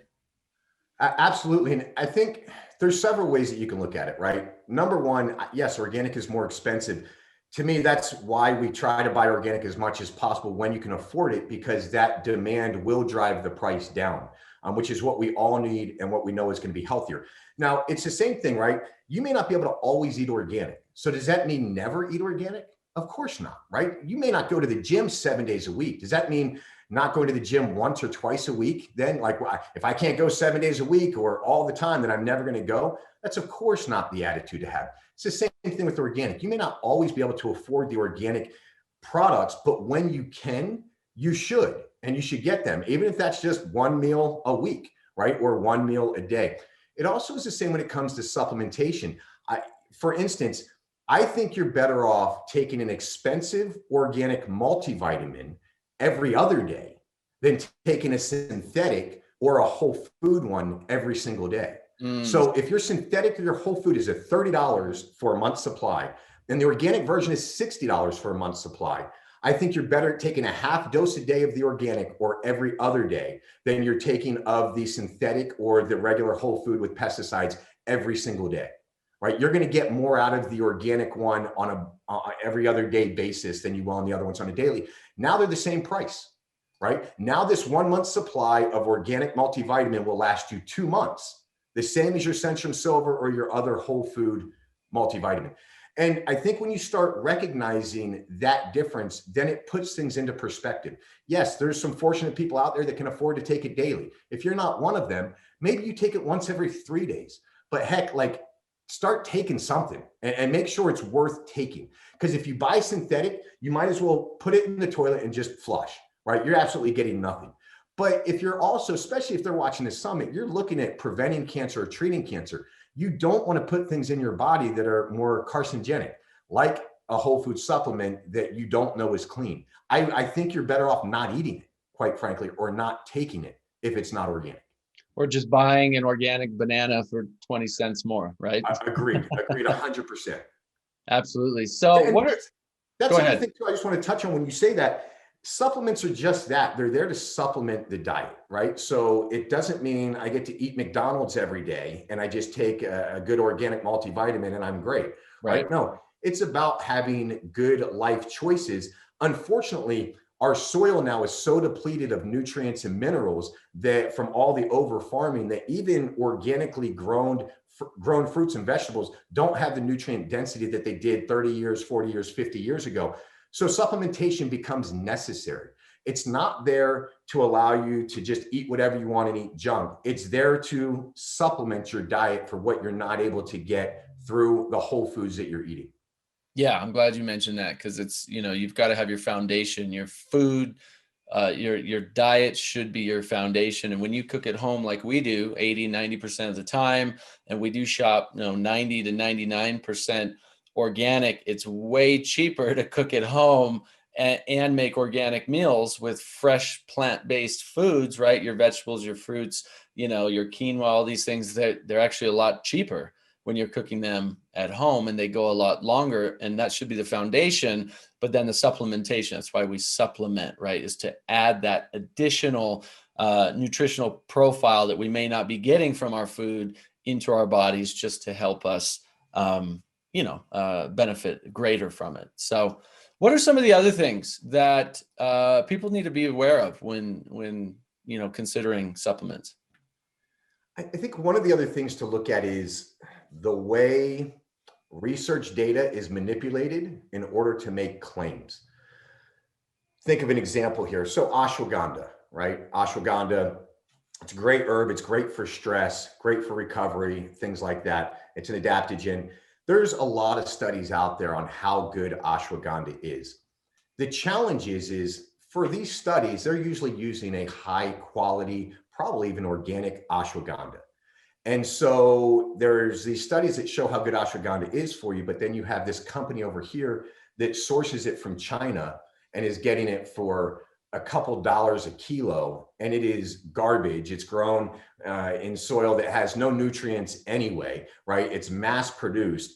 And then they're using these research studies that make all these claims for ashwagandha, but then they sell you an ashwagandha that doesn't have near the nutrient makeup that was used in the study. So the thing to understand here is, yes, ashwagandha is amazing, but what's the quality of the ashwagandha in that supplement that you're using? An example is there's a patented ashwagandha organic called KSM 66. There's all sorts of studies behind that using that ashwagandha. That way, if you're buying that kind of ashwagandha, you're getting the results. You're getting the same quality that was used in that study. This is why I think it goes back kind of to the organic conversation, things like that. Just buying organic, it's likely going to be a much higher quality ingredient to begin with. You're not always going to know. Not everybody's always going to use a patented ingredient or different things like that. But just understand that I think in life, in most things, and supplements are no different, you get what you pay for. So if there's a bottle of ashwagandha and it's on Amazon and it's selling for $17.99, that sounds phenomenal. There's another bottle of ashwagandha that's $39.99. You're likely getting 3 times the quality ashwagandha out of that $39 supplement. This isn't me sitting here trying to sell you to buy more expensive supplements. I just want you to understand that it's not apples to apples. You can't just scroll Amazon and look for the best price and think that you're getting the same ingredient, because it may not be organic. It may not be as dense. It could be straight out of China for dirt cheap. my point is you got to do a little bit of research. You got to figure out the company that you're buying from. It's worth it to shoot their customer support an email and say, hey, where does this ingredient come from? Where do you get your ashwagandha from? Where are these things coming from? If they don't want to answer you, don't buy from them, right? Because somebody that's proud of what they create is not going to have any issue sharing, hey, this is where we get it from. Here's what it is. Let me tell you more information about it. Here's the purchase orders and the quality tests. It's another thing too, and again, this isn't a pitch for us, but we run all of ours through third-party testing for heavy metals, pesticides, insecticides, all kinds of third-party tests for cleanliness. Ask these companies, are you third-party testing your product, right? Can you show me the results of that? I want to see how much heavy metals in it, how many pesticides are in it. Do you test for glyphosate, right? We spend money and we test specifically for glyphosate. Because listen, I'm just trusting the person I'm buying the ingredient from, right? That it's what they say it is and what they put on the label, but I'm ingesting all of these things too. So I want to have these tested before I put them in my body. Why wouldn't another supplement creator do the same thing and then share those results with their audience? So it's not as easy. I know we all love the quick fix. Let me just hurry and buy it and click it and it'll be here tomorrow with Amazon Prime and all that fun of getting it overnight. Consider that it's worth it to take a little bit of time and do a little bit more research. Otherwise, you're just going to throw your money away. You're not going to get the results you're looking for. Yeah, I love that you just shared that. I think it's super important. I think it's worth saying as well that, and this isn't any kind of, dosage advice or anything like that, but, when you are sick, typically, an herbalist might prescribe you more therapeutic doses, or an integrative doctor or a naturopathic doctor will say, look, here's maintenance dosages, which is about what most people are getting today in supplements, right? And here's therapeutic doses. This is what your body actually needs to have a fighting chance for itself to heal. And when you're looking at supplements, I know I have this green food supplement right now. And then I bought another green food supplement. So I'm trying them. I'm trying new things all the time, different, and looking at all the different factors that you're talking about, right? The is it organic? Where is it sourced? The quality of the ingredients, all these different things. And one, these two different packages.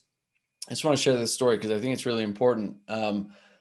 One package, they both have the exact same quantity, right? They both have whatever it was, 600 grams or whatever the amount is. 600 might be a lot. I don't know. Whatever the amount is. But then you look at the servings. This one had 12 servings and this one had 30 servings, right?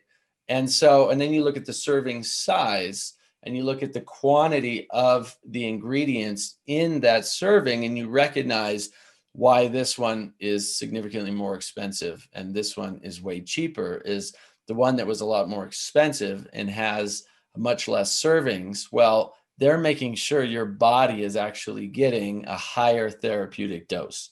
They're making sure they're saying, look, if you just take this tiny dose over here, you may get some benefit, but realistically, you're not getting a lot of benefit. But you think you're getting all this benefit because, I got this for $25. It's super cheap. I got 30 servings. Oh, this one's way more expensive. There's only 10 servings, 12 servings, but you're getting 30 grams per serving instead of 5 grams over here. So the end result of what you're getting is significantly more nutrition in your body. And actually, when I did the price comparison for how many grams of the ingredients you're getting in your body compared to this one's actually cheaper. But you don't see that on the front end because all you see on the front end is the price, right? Oh, whole food green supplement, $20. Whole food green supplement, $75. What the heck? Okay, I'm going to buy the $20 one. So anyway, I think it's worth saying, looking at how much of the quantity of the ingredients you're actually getting into your body as well is pretty important. There's so many different things that go into it, and you're 100% right. And what's interesting is I wanted to talk kind of about the price because you spoke about price and just looking through there. Some of the dirty secrets I've learned being in this space, right, is we make a product called Turmeric 3D.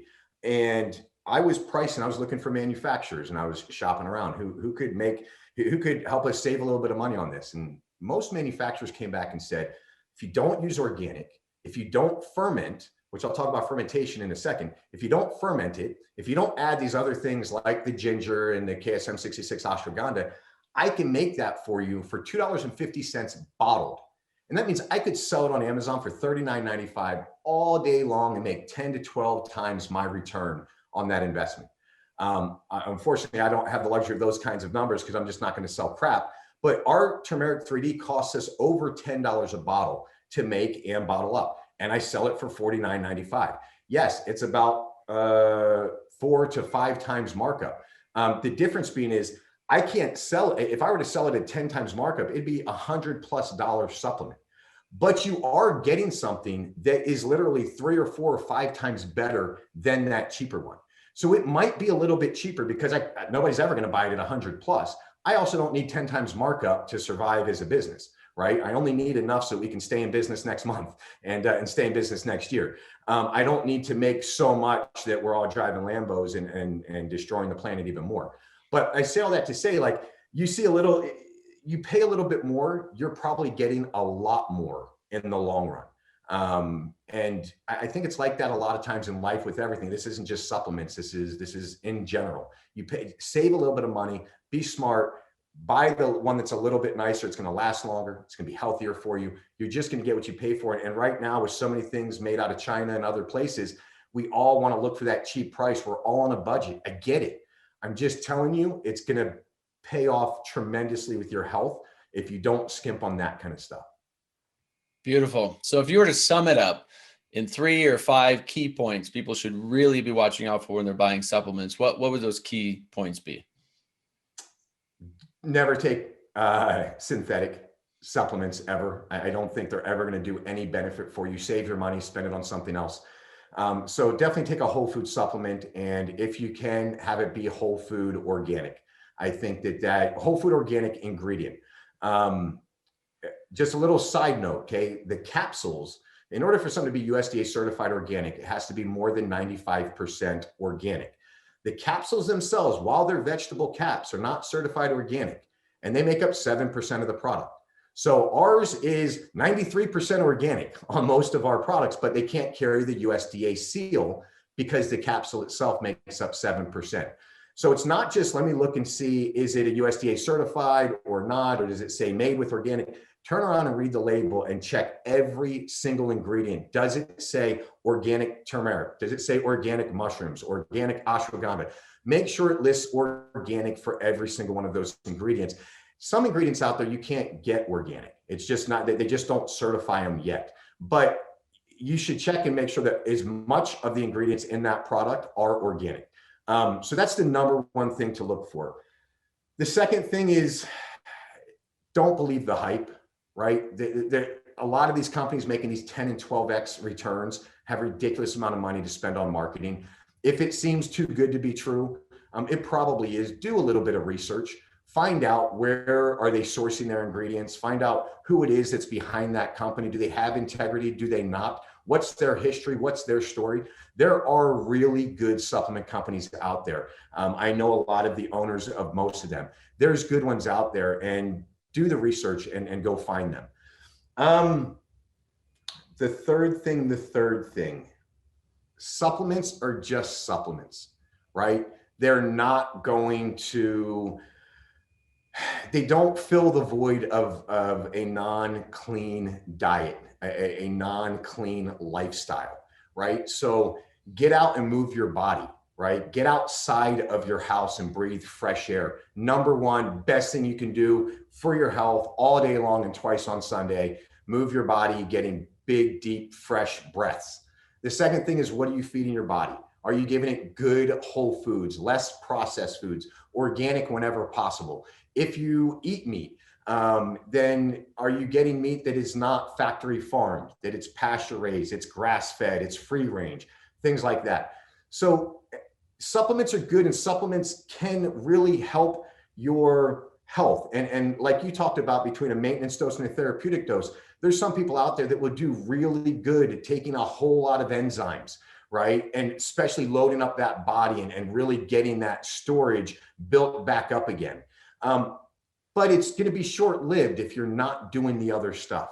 If you're not moving your body, if you're not eating right, if you're not good in a mentally well, meaning you're not in front of your screen all day. You're not watching TV all day. You're actually reading a book. You're stimulating yourself in one way or another. You're still learning. So like, this is a whole holistic approach. You're not going to go out and spend $60 on any bottle that I sell, start taking 2 a day, and in a month, all of a sudden be magically better in all ways, shapes, and forms. You've got to make this a whole integrative approach across every area of your life. Beautiful. Yeah, it was a really good summation, and I'm glad you keep coming back to that foundation, because that's critical.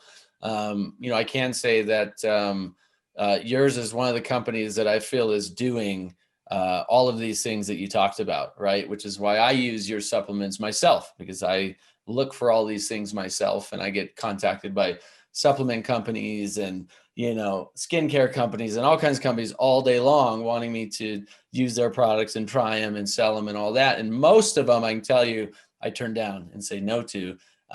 If I don't use it myself, I will not share it with anybody else. And yours is one of the products that I do use myself. So, thank you for really staying committed to quality, to effectiveness, to organic, to making sure that good quality ingredients are getting out to the world, even if it means, reducing profit margin, but still, as you said, being able to stay in business so you can keep helping people. Thank you for doing that, for being committed to that. We need more people like yourself out there doing it. So, thanks so much, Jonathan. Appreciate your time. Appreciate you for all the good work that you do. And thanks for being here to share with our audience. Absolutely. Thanks for having me. Thank you for what you do. I mean, when I first started kind of my journey to health, it was all about the anti-cancer movement, right? And ridding this from our world and being healthy and healing and all of that. And so you've been doing this way before I even got in to this space. And so I want to thank you for your continued commitment year after year after year and doing these summits. These summits, like what you're doing, is the best way to get the most up-to-date information, right? I know I was executive producer of documentaries and those are all great, but they become outdated a year or two later. And so with you doing summits where you're bringing back all the experts every year, it's the only way to get the most up-to-date information. And I love it. I love that you're doing it. I love your message. I love, yeah, man, I just love, I get a little emotional about it. I love what you stand for. And so I'm really happy that you asked me to be in the series. So I appreciate that. Absolutely, brother. My honor. I really appreciate that. Again, thank you so much. Jonathan did a great job sharing with us exactly what to watch out for when choosing supplements. What a profound wealth of knowledge we all need to know to help us pick the best supplements for our health. The next interview coming up that you don't want to miss is Dr. Rashid Buttar about how to stop feeding cancer. In this interview, we cover what is actually feeding your cancer and how to stop it. What is advanced medicine and how it helps when dealing with cancer? The number one proven cause of cancer we all need to understand, and the truth about genetics and what we can do to overcome genetic determinism. This is an empowering interview, so please make sure to listen closely. Additionally, let us know in the comments below what you've been inspired by so far. What has moved you or helped you see things in a new light? We love to hear from you and see how this empowering information is supporting you on your own healing journey. And without further ado, let's jump right into my interview with Dr. Buttar. Dr. Rashid Buttar graduated from Washington University with a double major in biology and theology, and went on to attend medical school at the University of Osteopathic Medicine and Health Sciences College of Medicine and Surgery. He trained in general surgery and emergency medicine and served as brigade surgeon and director of emergency medicine while serving in the U.S. Army. Dr. Buttar is board certified in clinical medical toxicology, preventive medicine, is board eligible in emergency medicine, and has achieved fellowship status in 3 separate medical societies. He serves as the medical director for the Centers for Advanced Medicine with clinics in California and North Carolina. Dr. Buttar has patients from 93 countries, is an international best-selling author, and a world-acclaimed speaker with an international reputation in effectively treating cancer and autism. Dr. Buttar, thank you so much for being here. Thank you, my friend. Thank you, Nathan, for asking me. So you've had so many success stories and great case studies over the years. I've got to hear some of them from you directly. Can you share a couple of case studies that kind of stick out for you from some patients that you've had some great success with using, a holistic or an integrative approach for treating cancer? Well, first, Nathan, I want to specify that I don't use a holistic approach or integrative approach. I use a physiologically oriented approach. And that's why I call it advanced medicine, because to me, there is, like when you walk, there's a way to walk. Now, people can say, well, there's different approaches to how you walk. And I don't know whether I'd agree with that. There's only one way, and that is you walk the way that you were designed to walk, right? You can walk other ways, but it's going to be difficult. You can walk sideways. You can do those crossing over leg exercises that we did in football practice, in college and high school. There's many different ways I guess you can ambulate, but the point is when you walk, you just walk. And so what I'm doing is I'm using the principles of physiology to treat patients, understanding what the issue is, and that's a very important part, right? You got to know what the first problem is. And people say we don't know what causes cancer. Well, we do know what causes cancer, and we can talk about that. And then the second thing is that the approach is fundamentally sound and follows physiological principles, right? So if you are, for example, if you are thirsty, people can say, well, you can quench your thirst many different ways. You can take an IV infusion, or you can do colon hydrotherapy. You can stand in the shower and soak in all that water. To me, it's like pick up a glass of water and drink. That's our approach. It's that simple. You're dehydrated, drink water. And so it might sound oversimplified, and some people say, well, that's your opinion, Dr. Buttar, but it's not my opinion. It's based on physiology. There's many things that I do in my clinic that if you'd asked me 20 years ago, even 10 years ago, some of the things, even 5 years ago, I would have said no, because it was my opinion. But ours is completely based upon what we are observing to work. And when we see it observed, we observe it to work, then we test the hypothesis and we expand it out. And if it's working universally, we apply to all the patients. So it's a very specific observational evidence. Like when they say evidence-based, I'm not talking about the double-blind, placebo-controlled, crossover, multi-center trial evidence-based. I mean, truly based upon the evidence that presents in front of us. And a lot of it's very basic stuff. Some of it's a little bit more intricate, but that's really what the approach is, right? Now, you asked me to talk about a couple of case studies. So the two that came to mind, and there's so many, but two that came to mind one was a guy who's become a very good friend of mine. He was a professional golfer, and his first name is Chris. Actually, when his story came out, actually Ty and Charlene ended up interviewed him. And so his first name is Chris. He's a professional golfer, 29 years old, got stage 4 melanoma. And he came to us. First, he'd gone to Cleveland Clinic, and Cleveland Clinic gave him 6 months left to live. He didn't like that answer, so he went to Mayo Clinic. And Mayo Clinic said, yes, we can give you more than that. We can give you up to a year, but we have to amputate your leg. And he didn't like that answer, so he came to the clinic, and he went through 5 rounds of treatment, which is, in each round is about 4 weeks, and with 4 to 6 weeks in between. He went through 5 rounds of treatment, and so like I said, Cleveland gave him 6 months, Cleveland Clinic and Mayo gave him a year, and let's see, he's 41 now. So that was 12 years ago. Wow. And he was actually at the last Advanced Medicine Conference. So I think he's going to be at this next one too, so people can meet him firsthand.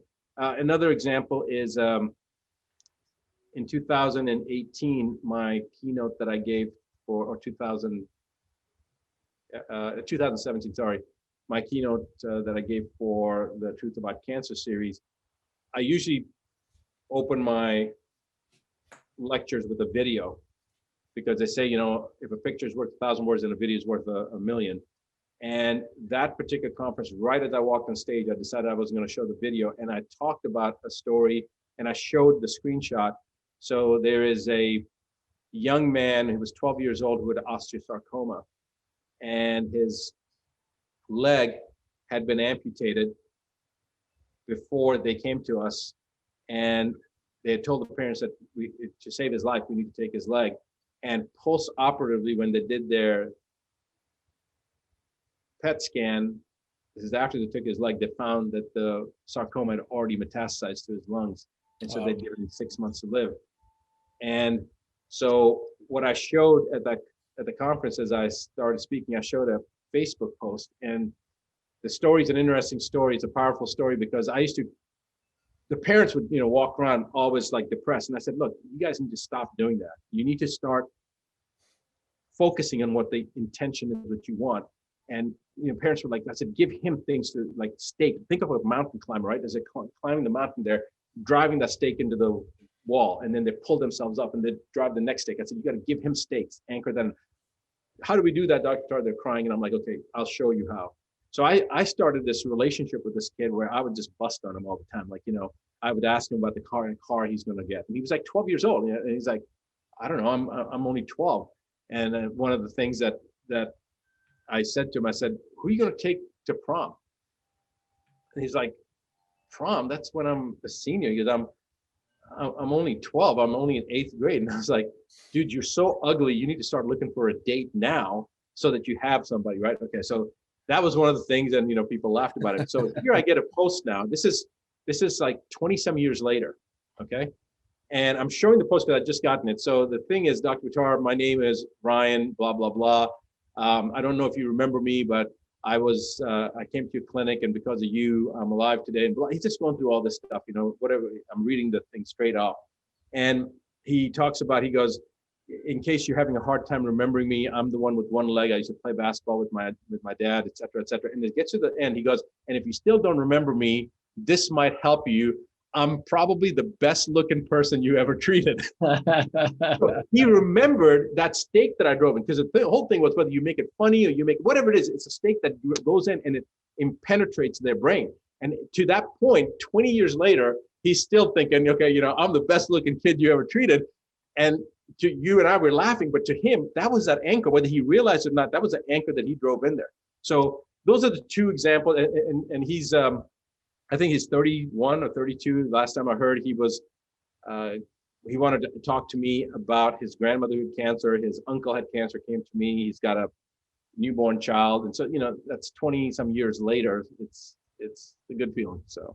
Yeah, I mean, I know you have so many people that you've helped over the years, and I know one of the things that you really help people with is getting their mindset right. I mean, and it's such an important part of overcoming any health challenge, chronic health challenge, cancer or otherwise, right? If you already have this, and we can talk more about it in a little bit, because I'd love to hear your thoughts on it further. But if you have this defeatism already in your mind, oh, I'm dead, I'm done, I can't beat this, it's over. Certainly the body will follow. I mean, Bruce Lipton, he's speaking at your upcoming conference, Advanced Medicine Conference, both a colleague and a friend of both of ours. We know the biology of belief, we know epigenetics, we know how your mind literally can cause disease or help heal disease in your body just by what you think and feel, right? I mean, so I know you help patients critically with that, but you also have a full multi-pronged approach. Maybe you can share about that in a little bit as well. But I want to go back to something you said early on. You said there's a lot of doctors and a lot of people who say, oh, we don't know what causes cancer. And you said, we do know what causes cancer. And we do, right? The evidence is so clear. If you look at the evidence, it is very clear actually what causes cancer.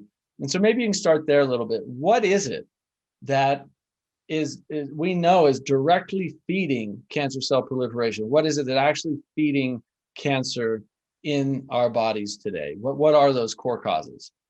So if you want to look at what's been published, there's a annual cancer report that goes out to the president, and the 2010 annual presidential cancer report. I don't know if it's actually every year, or if it's every 10 years. I think it's every year. They have an addendum that comes out every year. But the 2010 version that I have, I don't know, I didn't look at the 2020 version, but the 2010 version, I have that on our website. Anybody can download it. It's about 240 some pages long. And it can be summarized in one sentence. It's 240 some page. And that is that cancer is an environmental issue. All right. Now, when we say it's an environmental issue, we're not talking about the environment, just the environment that you're in, meaning what you're breathing in and what you're bathing in and what you're eating. But we're also talking about the internal environment, your physiology, right? So it's an altered physiological environment, altered extraneous environment. And this comes back to, as you mentioned, Dr. Lipton, it's that signal, right? It's the signal that causes the gene to express in a certain way. And it's important for people to understand that when you start talking about genetics, this is a genetic cause, this is genetic cause. Guys, get over yourself with that thought process, because that is just idiocy. There's 20,000 genes out there. There's over 140,000 different proteins out there, okay? And if you start looking at the science says that a gene defines a protein, then how can you have 140,000 proteins being defined by 20,000 genes, right? Because if a gene defines a protein, then what happened to the other 120,000 proteins that are left over? It's because a gene will cause the expression of various proteins based upon the signal that it receives from its environment. Internal environment, external environment, whatever you want to call it, part and parcel of the whole thing. It's the environment. So that gene can express one version versus another version versus another version. And what you said right before I started answering this question, Nathan, when you said about the belief aspect, you know, that's a signal to the gene. It's no different than any other signal. It's no different than the toxin that you're putting into your body, or the organic food that you're putting into your body, or the contaminated air you're breathing in, or the clean air that you're breathing in. That signal, and between you and me, you know, let's just pretend like nobody else is listening to us. That signal is the most paramount component. It is the basis of everything. Because here's the thing, why do I have such a good success rate in cancer? Well, I believe that a lot of it has to do with the belief that the patient has in my ability. Now, we're doing a lot of good things, but you know what?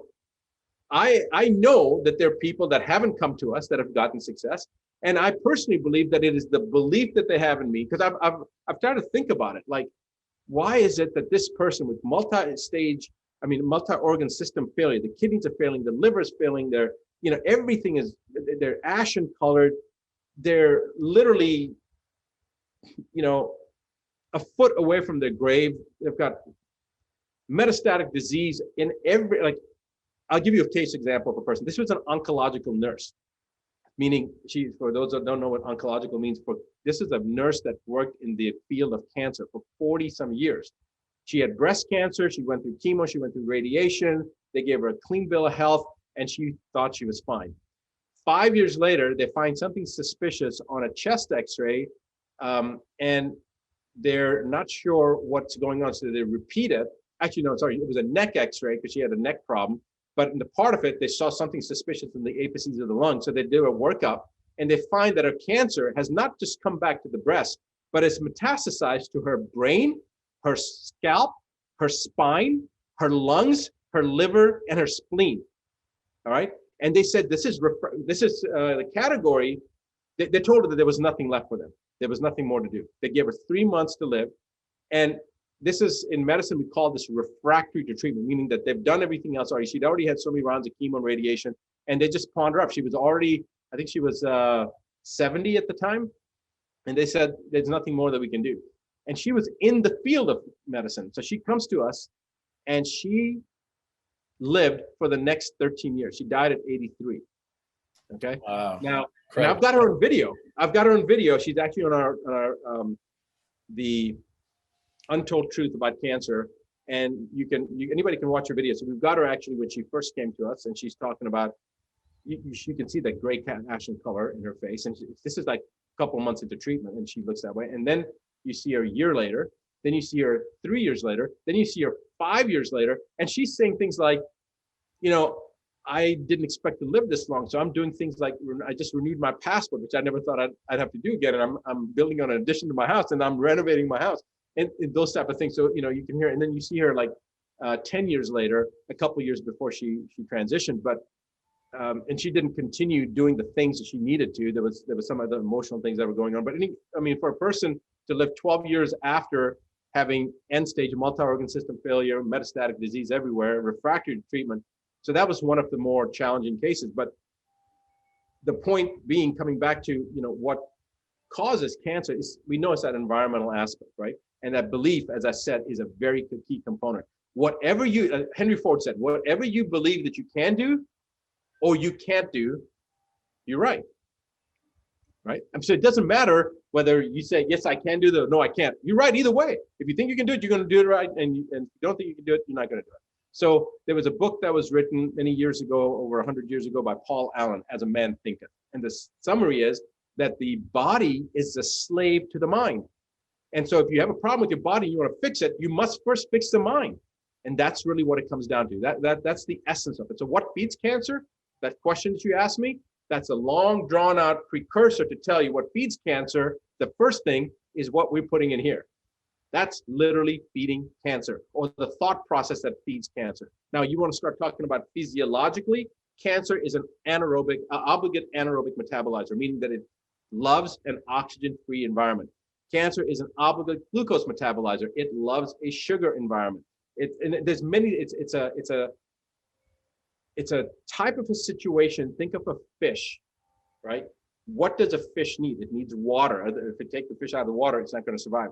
That's kind of like my thought process, right? My strategy. People don't know, what is your strategy, Dr. Tran? They expect me to give them this like really elaborate strategy. I'm like, okay, think of cancer as a fish. I'm going to take the fish out of the water. If I can take the fish out of the water, the fish can't survive. It's the same thing. We want to do that with cancer. We want to create an environment in which cancer can't survive. So we want to increase oxygenation in the system. We want to decrease the amount of sugar, because sugar feeds the cancer. So it's that type of a philosophy. So I didn't know what you meant when you said what feeds cancer. Like, is it that, I think last time we talked a lot about spirituality, and I think that's a very, you probably have already picked up that that's the basis. The more you do this, the more you realize it's like the monkey scratching his head. The more I read, the more I realize I don't know, type of thing. But the more I've treated patients, and we've been doing this now for well over a quarter of a century. My practice, I've been a doctor now 30 years, and the practice was started in 1996. So, we're 25 years out now in the private practice. But the essence of it all comes from what are we feeding into our mind? What is our belief system? And when we go beyond that to the physiology of it, it's making sure that the body is getting what it needs, and we're taking out what it doesn't. So there's a fundamental component that in the cell where the cancer first starts. And cancer, by the way, is there all the time. You know that. I'm pretty sure all your listeners know that.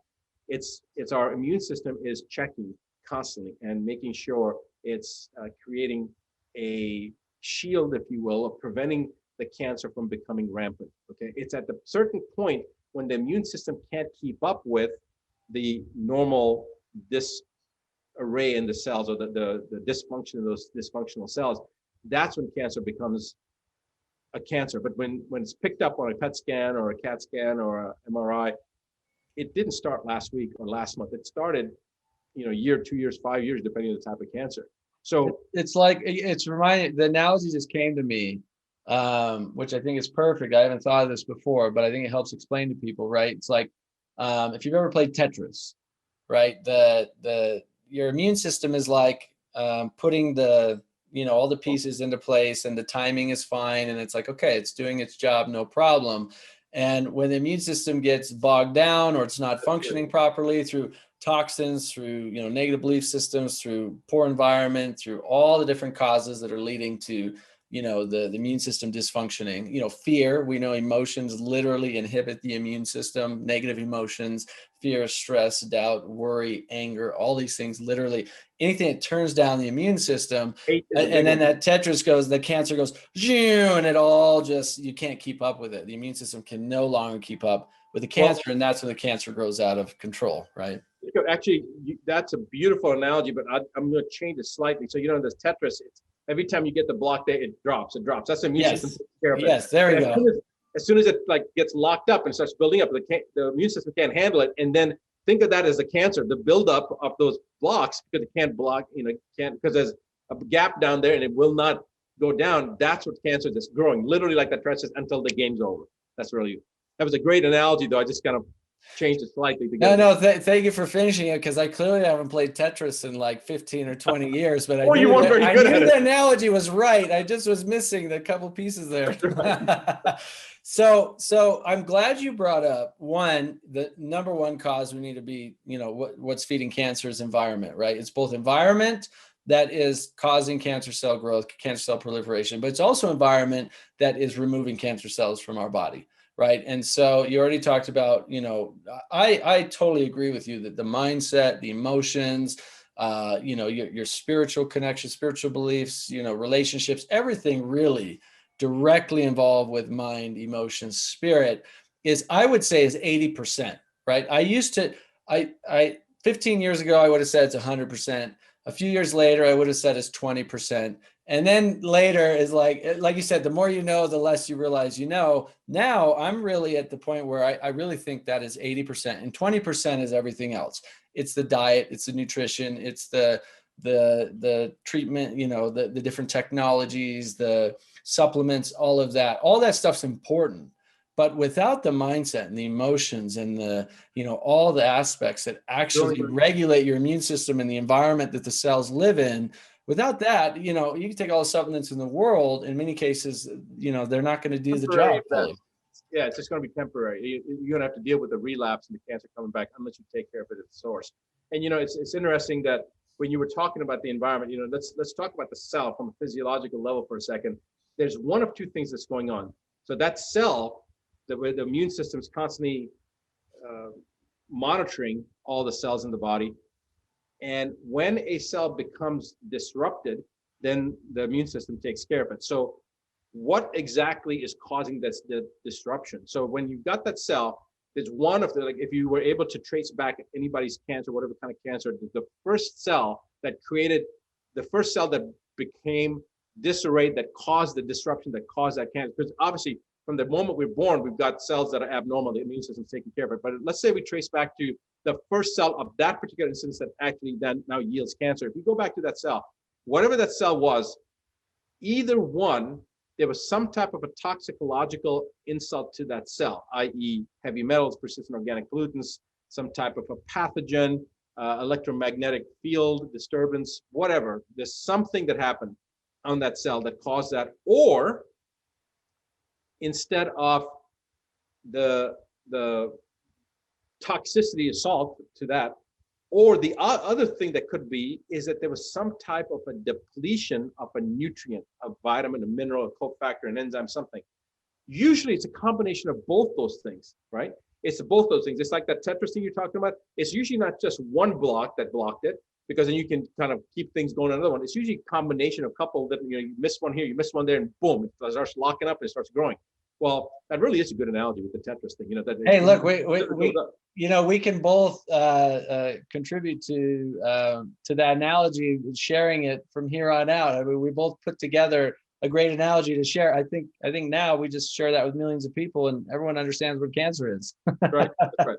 That's exactly right. I mean, I think it is, because literally as those blocks you can't keep up with it anymore, and something's blocking it, and it's just continuing to build up. That's how cancer grows, and then when it gets to a certain part, it overwhelms the body, and that's really what it comes down to. So it's either a nutrient deficiency or it's a toxicological insult. It's usually a combination of both, and that's where that cancer initiates, and that's coming from your environment, right? What you're breathing in, what you're drinking, what you're eating, what you're thinking, what you're feeling, all those things. So when you were talking about those things, those emotions, the one thing that you didn't mention was you mentioned hate, and I'm sorry, you didn't mention hate. That was the one thing, because when people hate something or hate someone, that eats away at us, right? So the one thing that I tell people, because I never know when a person comes into the clinic if they're going to end up being a patient or not. They're coming in to want a consultation. They're sitting there talking with one of the providers.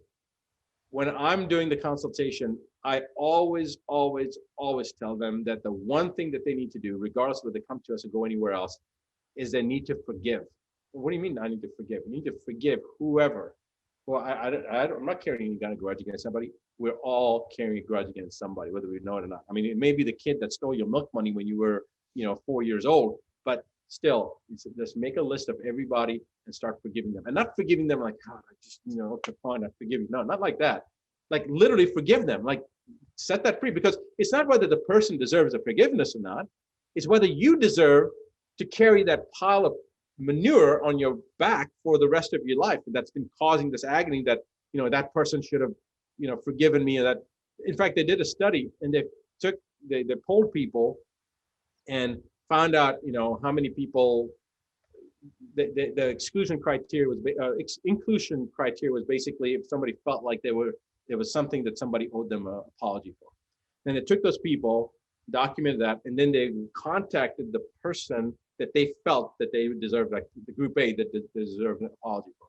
So they contacted group B. Group B was the one that was supposed to apologize. And what they found was that 86% of group B, that group A felt that they were owed an apology, 86% of them didn't even know they did something wrong to apologize. So now we're walking around with this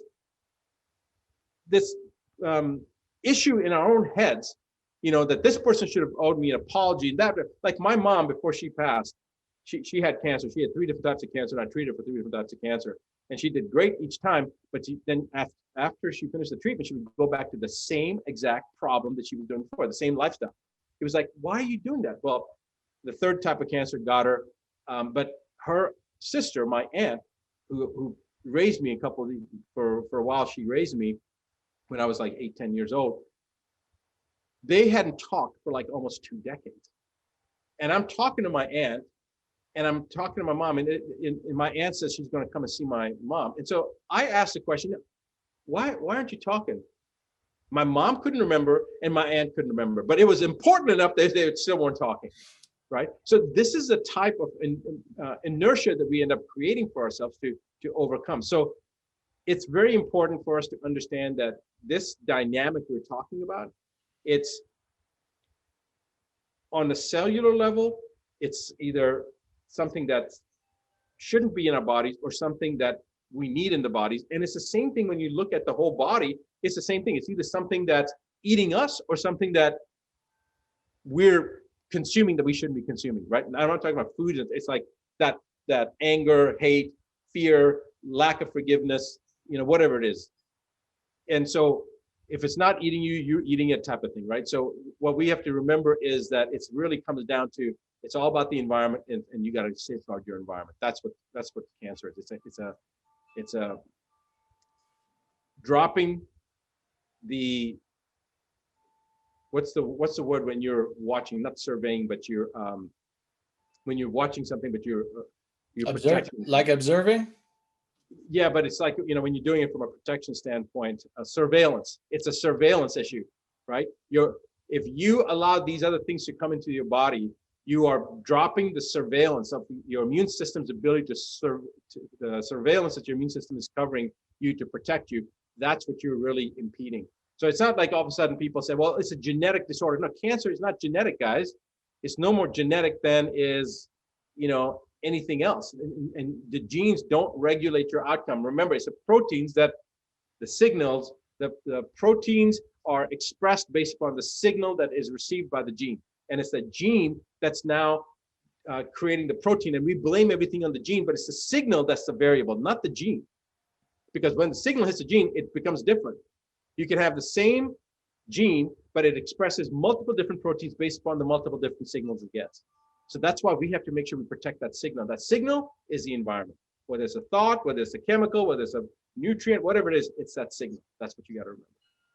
I love it. I think you just explained it in such a foundational way that makes so much sense. And I think it's a good point to end it. I mean, there's the additional interviews we've done. I encourage everyone to listen to as part of this entire series where we go into very specific depths of, toxins that cause cancer and things in your home and all the things you need to watch out for. We don't need to get into that here. We've already gone over it, as well as all different kinds of solutions, in the episodes coming up as well. Different, aspects that you can implement into your life with diet and nutrition and supplements and all those things that are super important, that I encourage everyone, make sure you listen to as part of this event. But I think you just laid, Dr. Buttar, such an important and profound foundational framework for all of us to understand really that number one aspect, which is the environment, internal and external environment, we absolutely need to pay attention to. And really number one, as part of that as well, is the mind, the emotions, the thoughts, the beliefs, right?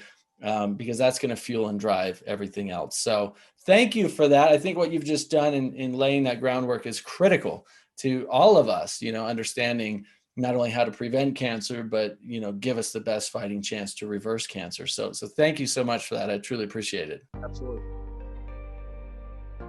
Dr. Buttar has a fantastic way of explaining metaphors and analogies to help us understand cancer and its causes. And he shared some profound insights, often not talked about when discussing cancer prevention and cancer treatment. And the next interview is one I think you've been waiting for, and certainly one you don't want to miss. It's with Dr. Veronique Desaulniers, otherwise known as Dr. V, who shares her battle with cancer and how she reversed cancer twice using a natural and integrative approach to healing. She shares how she reversed breast cancer twice with evidence-based natural medicine, how to overcome the fear of a cancer diagnosis and find calm and resolve, and the first steps you should take after your diagnosis before choosing any treatment option. Her story is incredibly empowering. So let's go ahead and listen together. Dr. V is the founder of Breast Cancer Conqueror and the 7 Essential System, as well as co-founder of My Breast Friend. Her signature process has empowered thousands of women in over 56 countries around the world. Her mission is to save lives, one breast at a time. Dr. V has personally conquered breast cancer twice, which gives her an empathetic perspective to understand other women facing this healing journey.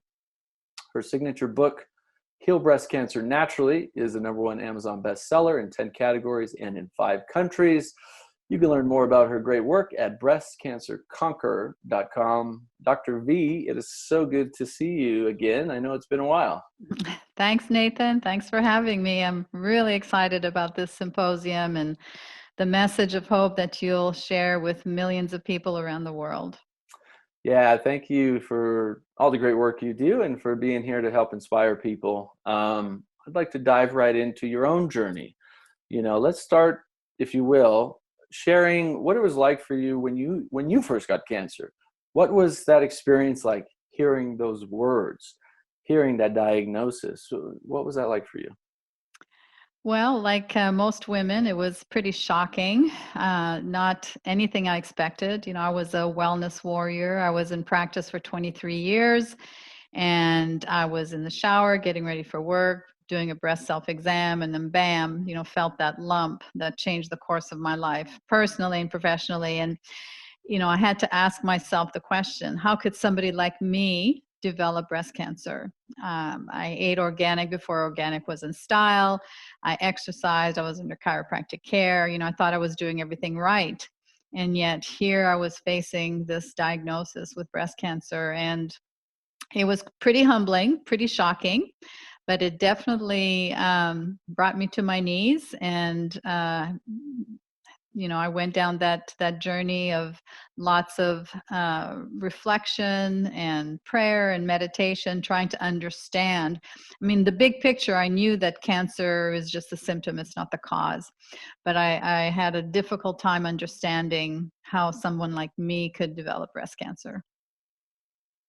And so you're sitting in the doctor's office, you get your results, they tell you have cancer.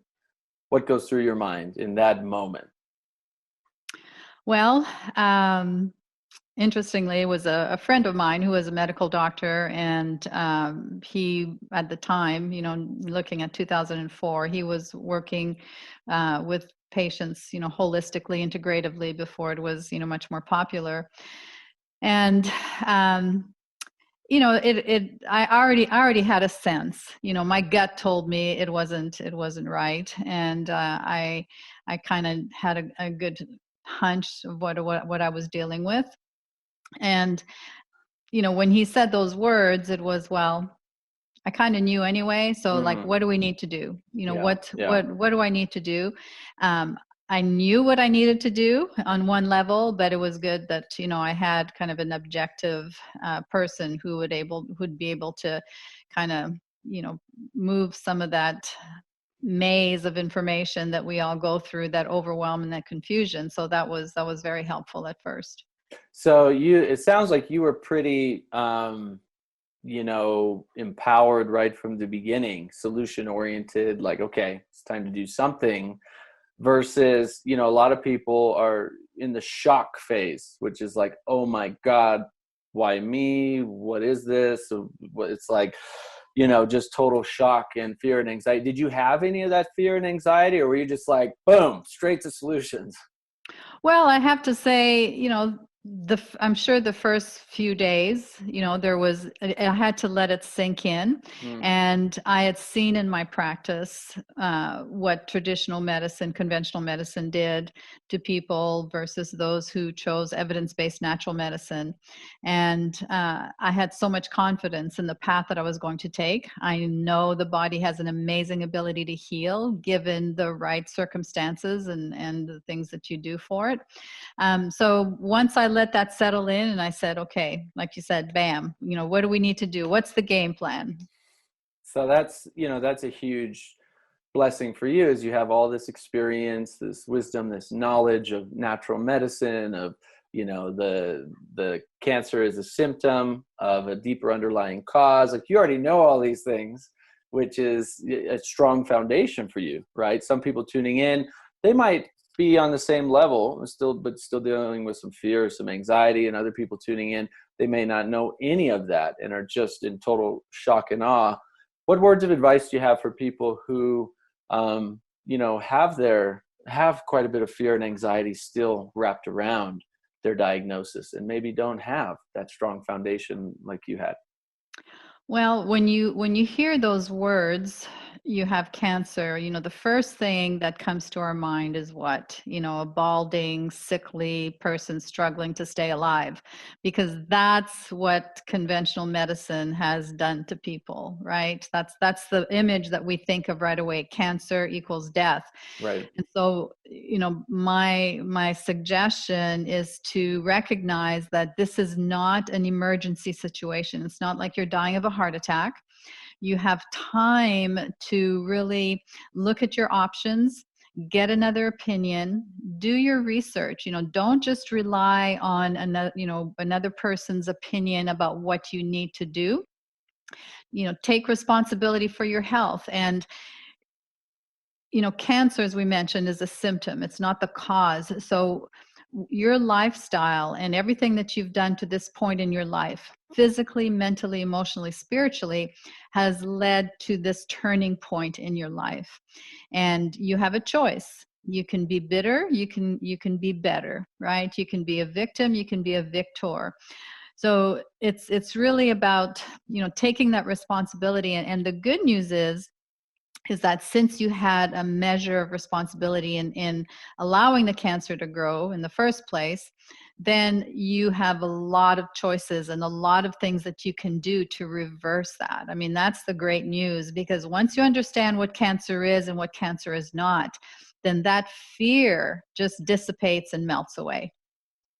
I love that you brought up the fact that, it's not cancer that makes people sickly and lose their hair. And this is something that I constantly am sharing and teaching with others, because like you said, we have this mainstream narrative that's been ingrained into our psyche, into our subconscious, that cancer is associated with sickness and death and losing our hair and weakness and throwing up and vomiting. And actually, cancer rarely ever causes any of those things or those symptoms for people, right? Unless you're in a late stage, cancer that has spread throughout, it's metastasized throughout maybe your lymphatic system or throughout your body or in your digestive system or whatever it might be. You might be having some chronic symptoms that are worse than others, but majority of people have very little symptoms from cancer, right? It's the conventional treatment, the chemotherapy, the radiation, and distinguishing that, I think, helps us a lot to go, okay, this methodology, if people choose it, fine. But this is what's going to lead to all of those symptoms, all those things we've associated with cancer. It's not cancer causing that. That's our conventional medical treatment. Correct. And I don't want to, deter anyone from doing that. If you choose that, that's fine. That's up to you. But what we want to do through the symposium, through this interview, and through the other interviews I highly encourage you to go and listen to, is to give you a wealth of knowledge, understanding, and practical tools to enhance your immune system, to support your body's natural healing, to help you whether you choose conventional treatment or not. So even if you do choose conventional treatment, but you're taking care of your body in the process, you'll be much more likely to heal long-term than not taking care of your body, not taking care of your nutrition, your diet, your mind, your spirituality, all the things that you already mentioned, which leads me to kind of the next I think, natural question, which is, okay, so you had your diagnosis, you already had the strong foundation, you got grounded, you said, okay, time to start focusing on solutions. What were those next steps that you took for yourself? Well, I had to look at what were the pieces of the puzzle that I was missing. And, there were moments where I was kind of jumping all over the map and doing a little bit of this, a little bit of that. But then I just kind of had a light bulb moment, and I said, there's got to be a system, a simple method that I can say, okay, I've tackled this, I've tackled that. And I looked at all the different aspects that are involved in a healing journey. And that's when I created the 7 Essential System. So it's a step-by-step guide that if you follow, you never have to fear cancer or any dis-ease again. Just, do you want me to run through them, or you want me to talk about them? Yeah, I'd love for you to run through them. And as well as, did you come up with these immediately? Did you develop them over time as you were going through your journey? What did that, kind of development process look like? Yeah, and I remember the day where I was sitting in my office and I just started writing, just started journaling, and I realized all the different pieces that needed to come together for somebody to heal, and that was going to be my plan of action. At the time, I had no idea it was going to end up being a, registered system that, thousands of women around the world would be using. So it was just, a download. I think it just came to me pretty quickly. Beautiful. Yeah. So, if you'd love to go through them briefly, that'd be great. Yeah, just real briefly. So essential number 1 is let food be your medicine. And I'm sure your audience is very much aware of food and how it affects our health. There's no cookie cutter diet. There's no one size fits all. It's not just about being a vegan or vegetarian and juicing, and it's not just about being keto and paleo. There's balance in between. It all depends on your genes and your weaknesses, your digestive system. So you have to find what works best for you, test and assess, right? Secondly is reduce your toxic exposure, essential number 2. We live in a toxic world. We can't live in a bubble, but there's so many things that we can do to neutralize some of those toxins that we're exposed to. So look at what's in your home, look at what you're putting on your skin, look at your EMF exposure. That's very, very key. And regularly detox. We have to detox every single day. No matter how clean we try to live, there's always some sort of toxic exposure. So coffee enemas, saunas, sweating, all those things that we can do to detox. And number 3 is to balance your energy. Now we're 1 billionth physical matter. The rest is all energy. So how do we balance that? Chiropractic care, acupuncture, making sure you're getting restorative sleep, exercise, moving your body, balancing your hormones. Now that's key, especially for women and men. Your hormones are not causing cancer. It's the chemical estrogens and the xenoestrogens that you're exposed to in the environment and your body's ability to detox those. So don't fear your hormones. You need them to heal. It's very, very important. I want to mention there, especially for the women tuning in, I'm doing an interview with Dr. Michelle Sands all about hormones. So make sure to listen to that. I mean, you have a lot of good work on that as well. And I suggest people read your book, Dr. V, because you talk a lot about how to balance hormones. You coach people through that. You have online programs. And for those tuning into the symposium, make sure to go listen to Dr. Michelle Sands' interview as well, because we're going to dive deep into how to do that. Very important. So important. Number 4 is healing the emotional wounds. And part of our discussion is about that, right? Facing your fears, but really, looking at your childhood events, your teenage events, your adult events, taking the time to nurture your soul, to, forgive yourself, forgive others, looking at various techniques that can help to release and retrain your brain so that you're not stuck in those reactive ways of thinking and being. So really, really important. And that, I think, if I were to redo it, I would put the emotional wounds as number one, because I think that, our mind, as we know, affects so many aspects. Every single thought we think affects our cells in a positive or negative way. So that's really key. And that's a difficult one, because people have a hard time just, it's not tangible. It's not like taking pills or doing something physical, right? It's about pulling away and really giving yourself the time to heal internally. Number 5 is embracing biological dentistry. And we know that our teeth are live organisms that are connected to all our organs through the acupuncture meridian system. So if you have a root canal or an amalgam filling, those things are toxic, and they're releasing toxins in your body, and it's affecting the energy flow on those meridians to the breast tissue. So very, very key to work with a biological dentist. I want to mention there real quick. Yeah. I saw a study that was done a number of years ago, and I'm trying to remember the exact percentage, but it was something like they identified women who had root canals on the same side as breast cancer, and it was almost like almost close to 100%, if I can remember correctly, that the root canal that they had was on pretty much like the same tooth, on the same side as they had breast cancer. And there's some really interesting evidence, starting to emerge that when they remove those root canals, breast cancer can actually go away, as well as chronic back pain and other chronic diseases associated with it. So it's really fascinating. I saw a documentary a while back called Root Cause. Yes. Netflix took it off because I think too many dentists were complaining, is what I read anyway. But I saw it on Gaia, Root Cause, Gaia TV, which is a great documentary, which goes into more depth on that subject.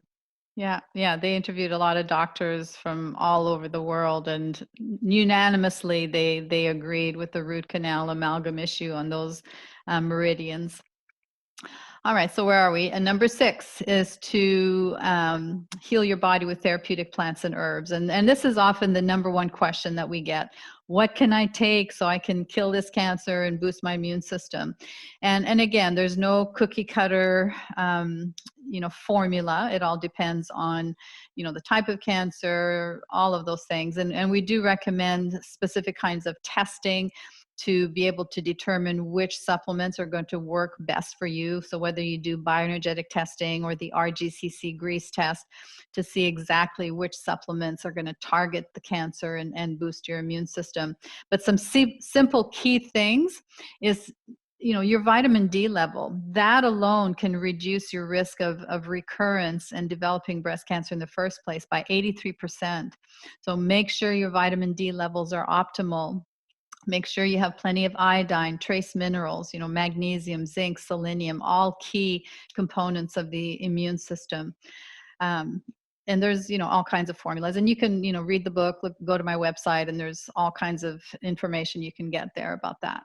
And then lastly is essential number 7, and that's adopting very early detection and testing, and using tests outside of traditional medicine. You're not going to learn much about your body by doing regular, traditional testing. So, you have to think outside the box. So making sure you're checking your inflammatory markers every quarter, especially if you're on an active healing journey, using the RGCC test. There's another test called the cancer profile that measures the hormones that cancer cells give off. So you can see if there's, some activity going on there. Using thermography. I'm not going to tell you not to have a mammogram, but we know that the pink movement has really created a frenzy about making sure you get your mammogram every year. But there's still 364 days of the year where your breast tissue can change. So be very vigilant. Use another screening method. Back it up with ultrasound. Even if you use thermography, back it up with ultrasound as well. And it's key for women to learn how to do a proper breast self-exam. And this is where my breast friend comes in. So this is a silicone breast model that was created by the Mammacare Foundation. And this was the model that was used to train thousands of doctors and nurses around the globe for over 30 years. Now, they asked me to take this to the general market so women would have access to this model. Obviously, I made it look a little bit prettier than theirs. This is ugly beige, but anyway, you can see that it's got lumps in it. So it teaches you what to feel for, how to feel, and where to feel. So it comes with a video, an instructional video, a booklet, and all that. But, take responsibility, because you have access to touching your tissue every day, every week, every month if you want to. And your doctor or the machine that you use to screen is only once a year. So be very vigilant in noticing any changes that are going on. So I have a question about, as you obviously had a lot of experience and research and knowledge, that led you to coming up with these 7 essentials. The cancer diagnosis, I think, was probably just the catalyst you needed to compile this information, not only for yourself, but to help others. And that's, we're doing some talks on that throughout the symposium, which is how to turn your cancer diagnosis into, a life of meaning and purpose. And I certainly, commend you for listening to that inner guidance that led you to becoming somebody who really helps other women through this terrifying journey. And at the same time, I'm curious, did you immediately start implementing all 7 of these things from, the beginning, or did you accumulate them in your own protocol over time?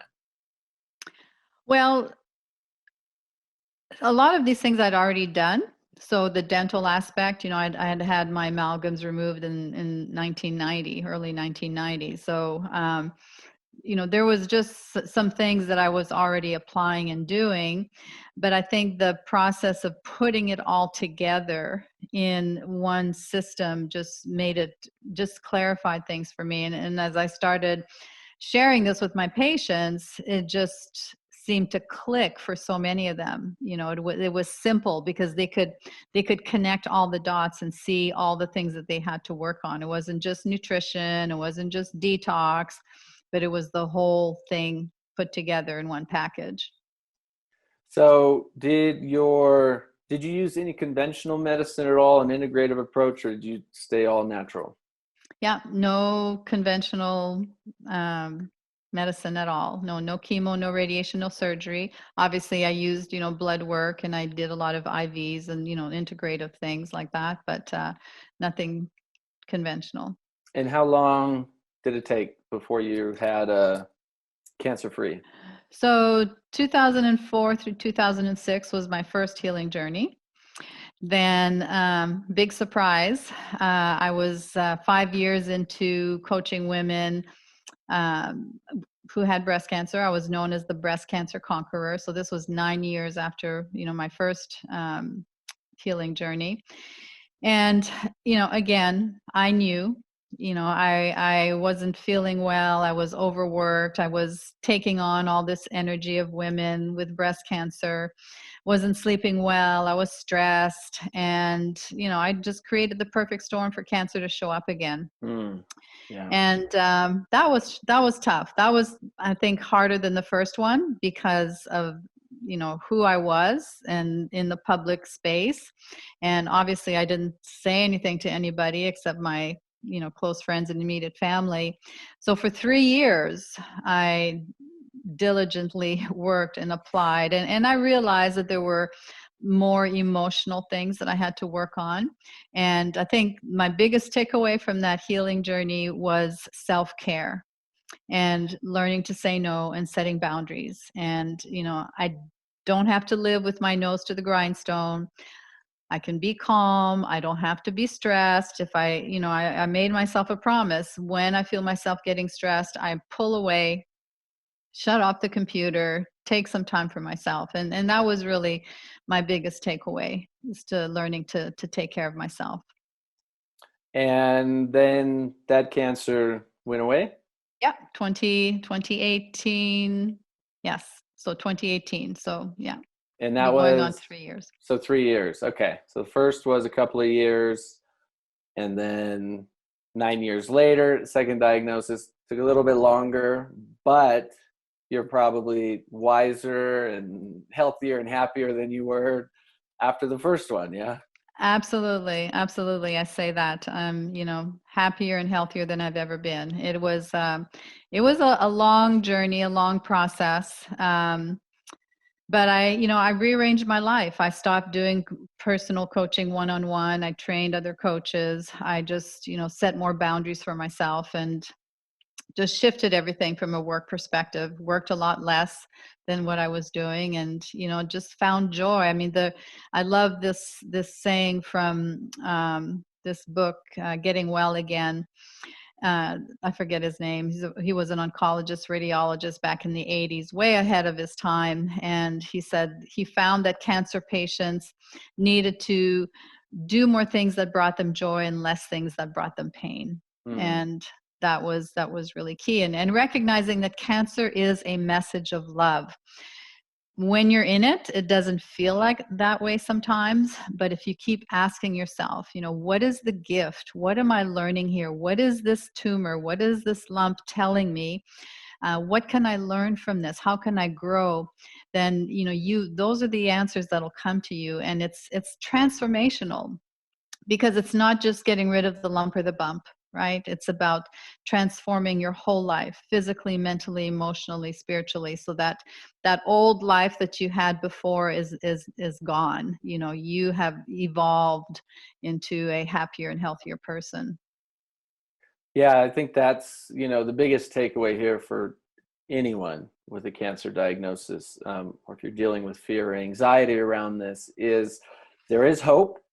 So that's one of the first things you said. You also said, don't rush into anything. You have time. It's taking years for this cancer to form in your body. So you have some time to consult, talk with people like Dr. V, consult with other integrative oncologists, do your research, read some books, watch some documentaries, take your time tuning in and deciding what's the best path for you. Certainly, I love your 7 essentials approach, because it makes it easy, practical. I don't know, easy. Obviously, any life-changing things aren't always easy, but let's say simple and practical, and 7 steps. We can all do 7 steps, right? And stack them on top of each other. And I love that you said, cancer is. Repeat it again. Cancer is love. Cancer is love. It's a message of love. A message of love. Yes, yeah. I love that. Which is, I'm taking that as what you just said a moment ago, which is, self-care. We all need more self-care. We all can use more self-care, and we all can use and be more loving and compassionate to ourselves. So thank you for that. And thank you for, the great work you do. You're such an inspiration, and I hope everyone tuning in has just got a ton of value from this. I'm sure they did. So yeah, thank you. I really appreciate it, Dr. V. Thanks, Nathan. Thanks for sharing my message of hope. Absolutely. Wow, Dr. V is incredible. Her story is similar yet slightly different to Elaine Gibson's conquering cancer story from day one, right? It's truly impressive. And if you missed Elaine's story of overcoming stage 4 cancer, make sure to go back and listen to it. And before we close out today, we have a special featured technology piece from Dr. Connealy from the Cancer Center for Healing, where she's going to share with us the nano oxygen bath and how it can help contribute to a cancer healing protocol. Please note, we have no ties to any of these companies and their technologies that we're sharing throughout the summit, and only want to share them with you so you know more about what leading edge technologies are available for you that can be utilized as a potential tool within your integrative toolkit. So here's Dr. Connealy with the nano oxygen bath. Hi, I'm Dr. Leigh Erin Connealy, the Medical Director at Cancer Center for Healing. So here we are in our nano bath. Looks like a conventional bathtub, but it isn't. It's actually pure filtered water. And you can see the nano bubbles, and it makes the water look a little milky. But these are nano bubbles in oxygen. Well, what do you need oxygen for? Basically everything. So this penetrates as far as 4 centimeters from the surface of the skin. So just for skin conditions alone, it helps with infections, psoriasis, basic cleansing and exfoliation, and then most importantly, it absorbs these negative ions of oxygen to go and absorbed and be all over your body through the trillions of cells in your body. Every one of your cells needs oxygen. So you need oxygen to purify and detoxify the body. You need oxygen for every chemical reaction that takes place. You need oxygen from your arteries delivering oxygen through your capillary bed to your veins. So oxygen, let's face it, is first requirement for being alive. So how does oxygen relate to cancer? Well, Otto Warburg, a very famous German scientist, discovered that cancer cells thrive through an anaerobic environment. Anaerobic means without oxygen. So I tell all my patients that cancer is a sugar-loving, acidifying, low oxygen environment. So all of our patients, we love to have either hyperbaric oxygen or the nanobath or ozone to super oxygenate the body. So there you have it. We've concluded day 2 of the Conquering Cancer Summit. What a true blessing these experts have given all of us so far in helping us understand some of the deeper causes of cancer, what we can avoid, reduce, and eliminate from our lives and our homes to reduce our cancer risk, what actually contributes to cancer cell proliferation, and a glimpse into some of the solutions for helping us not only prevent cancer, but overcome it once and for all. And the great news is that we've just barely touched the surface. Over the next 7 days, we will go much deeper into the latest natural and conventional treatments and protocols that are working effectively and safely for cancer. We will uncover the culprits that contribute to chronic inflammation and the underlying causes of all disease. We will explore the science of how our thoughts can literally create disease or heal disease. We will talk with world-renowned integrative veterinarians to share with us how we can prevent and heal diseases like cancer in our pets. We will go into depth about fasting, detoxing, sleep, EMFs, autoimmunity, the anti-cancer diet, the mind-body connection, and so much more. Make sure you don't miss a single interview or any one of our Cancer Conquerors' incredible healing stories. In case you feel you might miss any of the inspiring Cancer Conquerors stories or any of the life-saving interviews during the summit, then make sure you get your empowerment package today. You'll not only have lifetime access to the entire summit and all of its bonuses, but you'll be supporting 2 nonprofits that we donate to who are doing real work helping people with natural and integrative solutions for cancer, and you're contributing to this empowering mission of helping end the cancer pandemic once and for all. Additionally, please let me know in the comments below, what are your top 2 to 3 takeaways from today's sessions? What inspired you the most? And what are you looking forward to hearing in the coming sessions ahead? And finally, please share the summit on all of your social media sites via email and text message and help get this life-saving information out to as many people as possible. It's because of you that we're able to continue this work in a time of great need. So thank you from the bottom of my heart. Thank you from our entire team here at the Conquering Cancer Summit for being with us through this journey. And I look forward to seeing you on day 3 of the Conquering Cancer Summit.